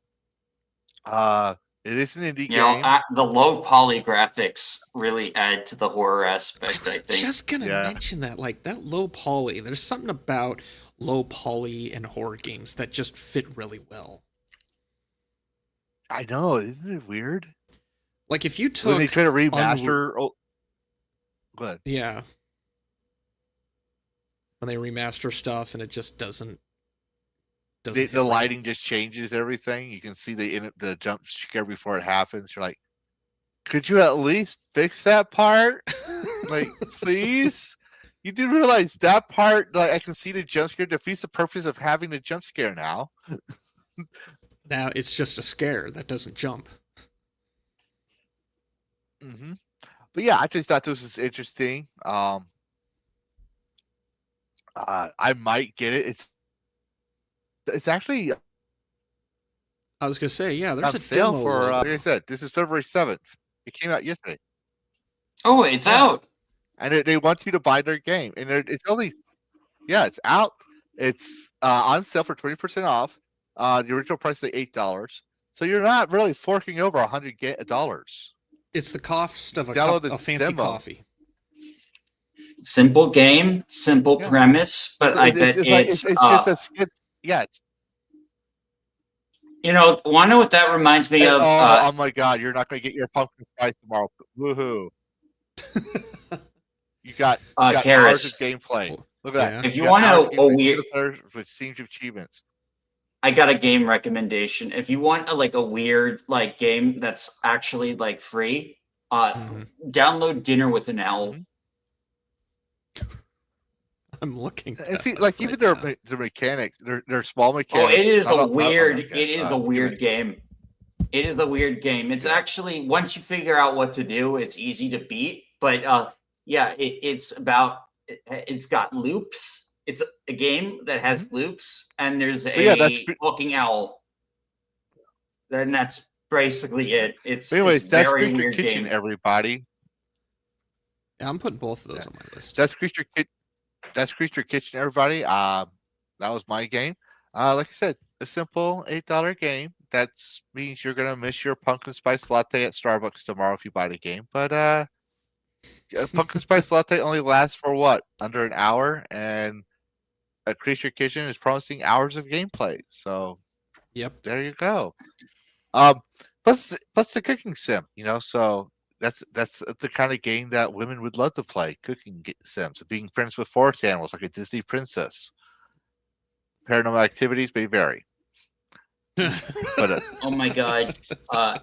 Harry Partridge just made another Dr. Beast video. I have to click that. But anyways, we are going to end it here because interview episodes, I do try to keep it to 3 hours mostly, 2 to 3 hours, and I think we got that time period. We did go over a little bit, but yeah. So We're doing good. Dash, since you're the one that usually it's probably like almost 10 o'clock of your time over there. No, Would you it's go ahead? 9:24. It's 9:24 here. But yeah, what I got up, I'm going to try and play the original Resident Evil, the remake version. Before the new one comes out. I'm probably going to stop playing Code Vein because I got filtered. Can't kill that boss. So might want to focus on other games just because. But yeah, I'll find something. I'll go back to one of the games I was playing. And other than that, just keep an eye out for more Dash Attack content. Nice. Yeah. And you still have that Friday stream. Yep. The What about Friday Road? show going really go. My friend DJ Neku Boy may even be becoming a new panelist, like a new regular. Oh, nice. Nice. That's awesome. Mhm. And we need to get you on a game with us sometime soon. Yes, absolutely. I do. I need to. I need to make time for some more games. Oh my god, I kind of do wish I needed to sleep, but I really do wish I had jumped on the Helldivers invite. That looked Yeah. like a lot of fun. Yeah, it was. But you know what? That happens. I could have helped you get your tank, but you said no. So yeah.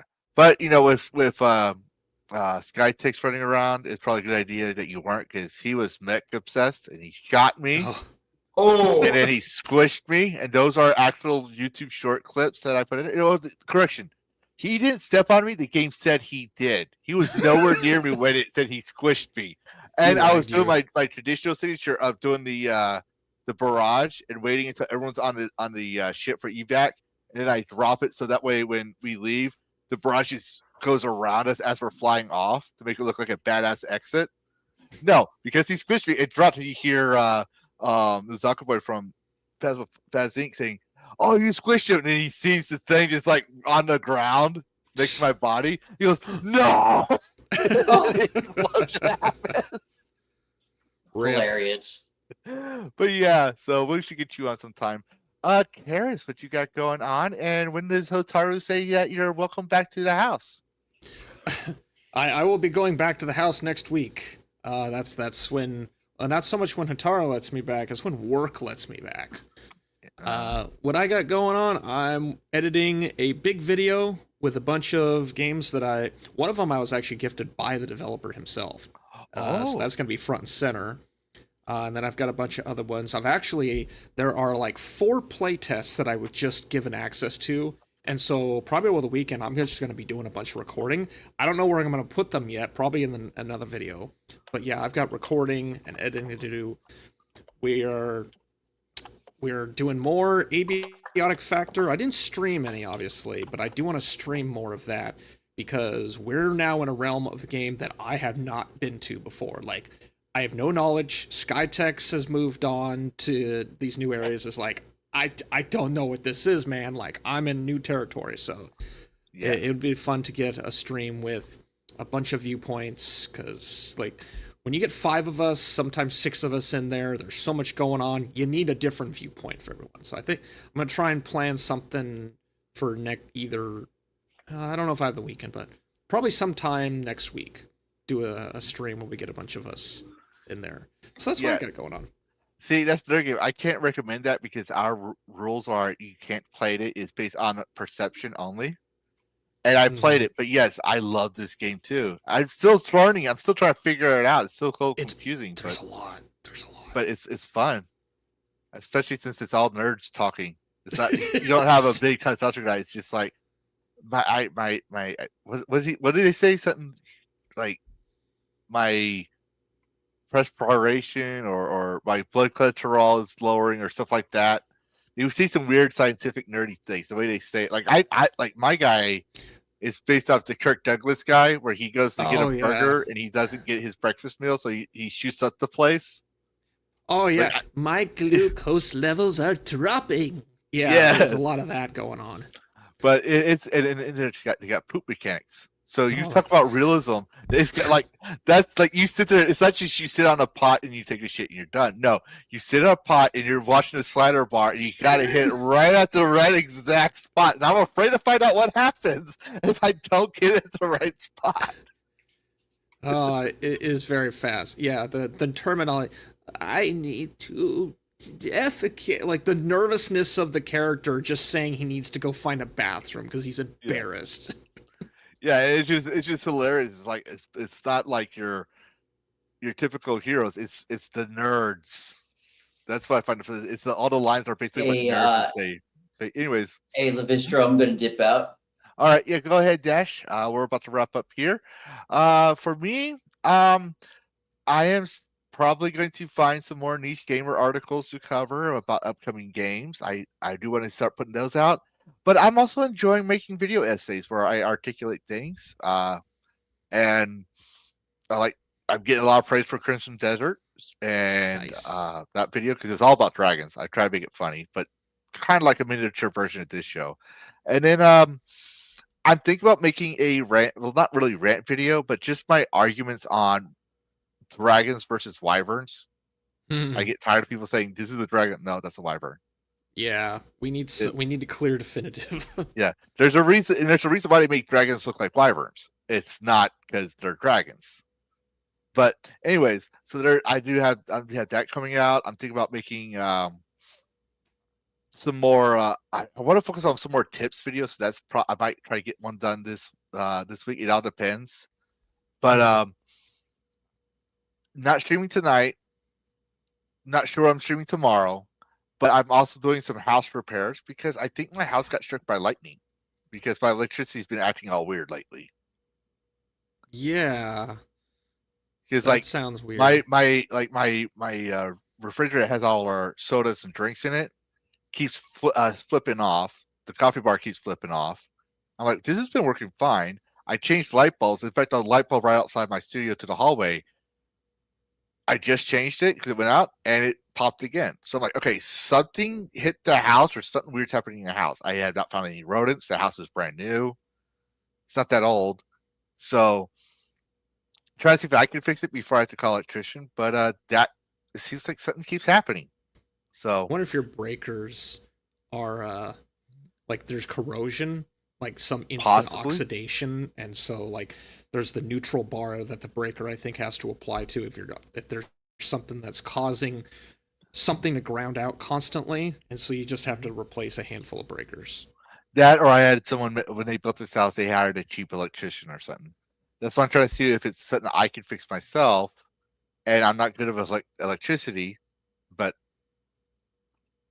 if it's basic stuff, I'm trying to fix it. Oh, I'm right there. Then, yeah, if it's not, then I'll hire an electrician. But so keep an eye out for that. I do apologize for, again, I feel really bad about this for our viewers. I do have receipts, so if anyone wants to say, "Oh, you're just lying," no, I have screenshots. I've seen them. I have seen them. It's not. There's no bait and switch. We There's genuinely thought this was going to happen, but we had anticipated.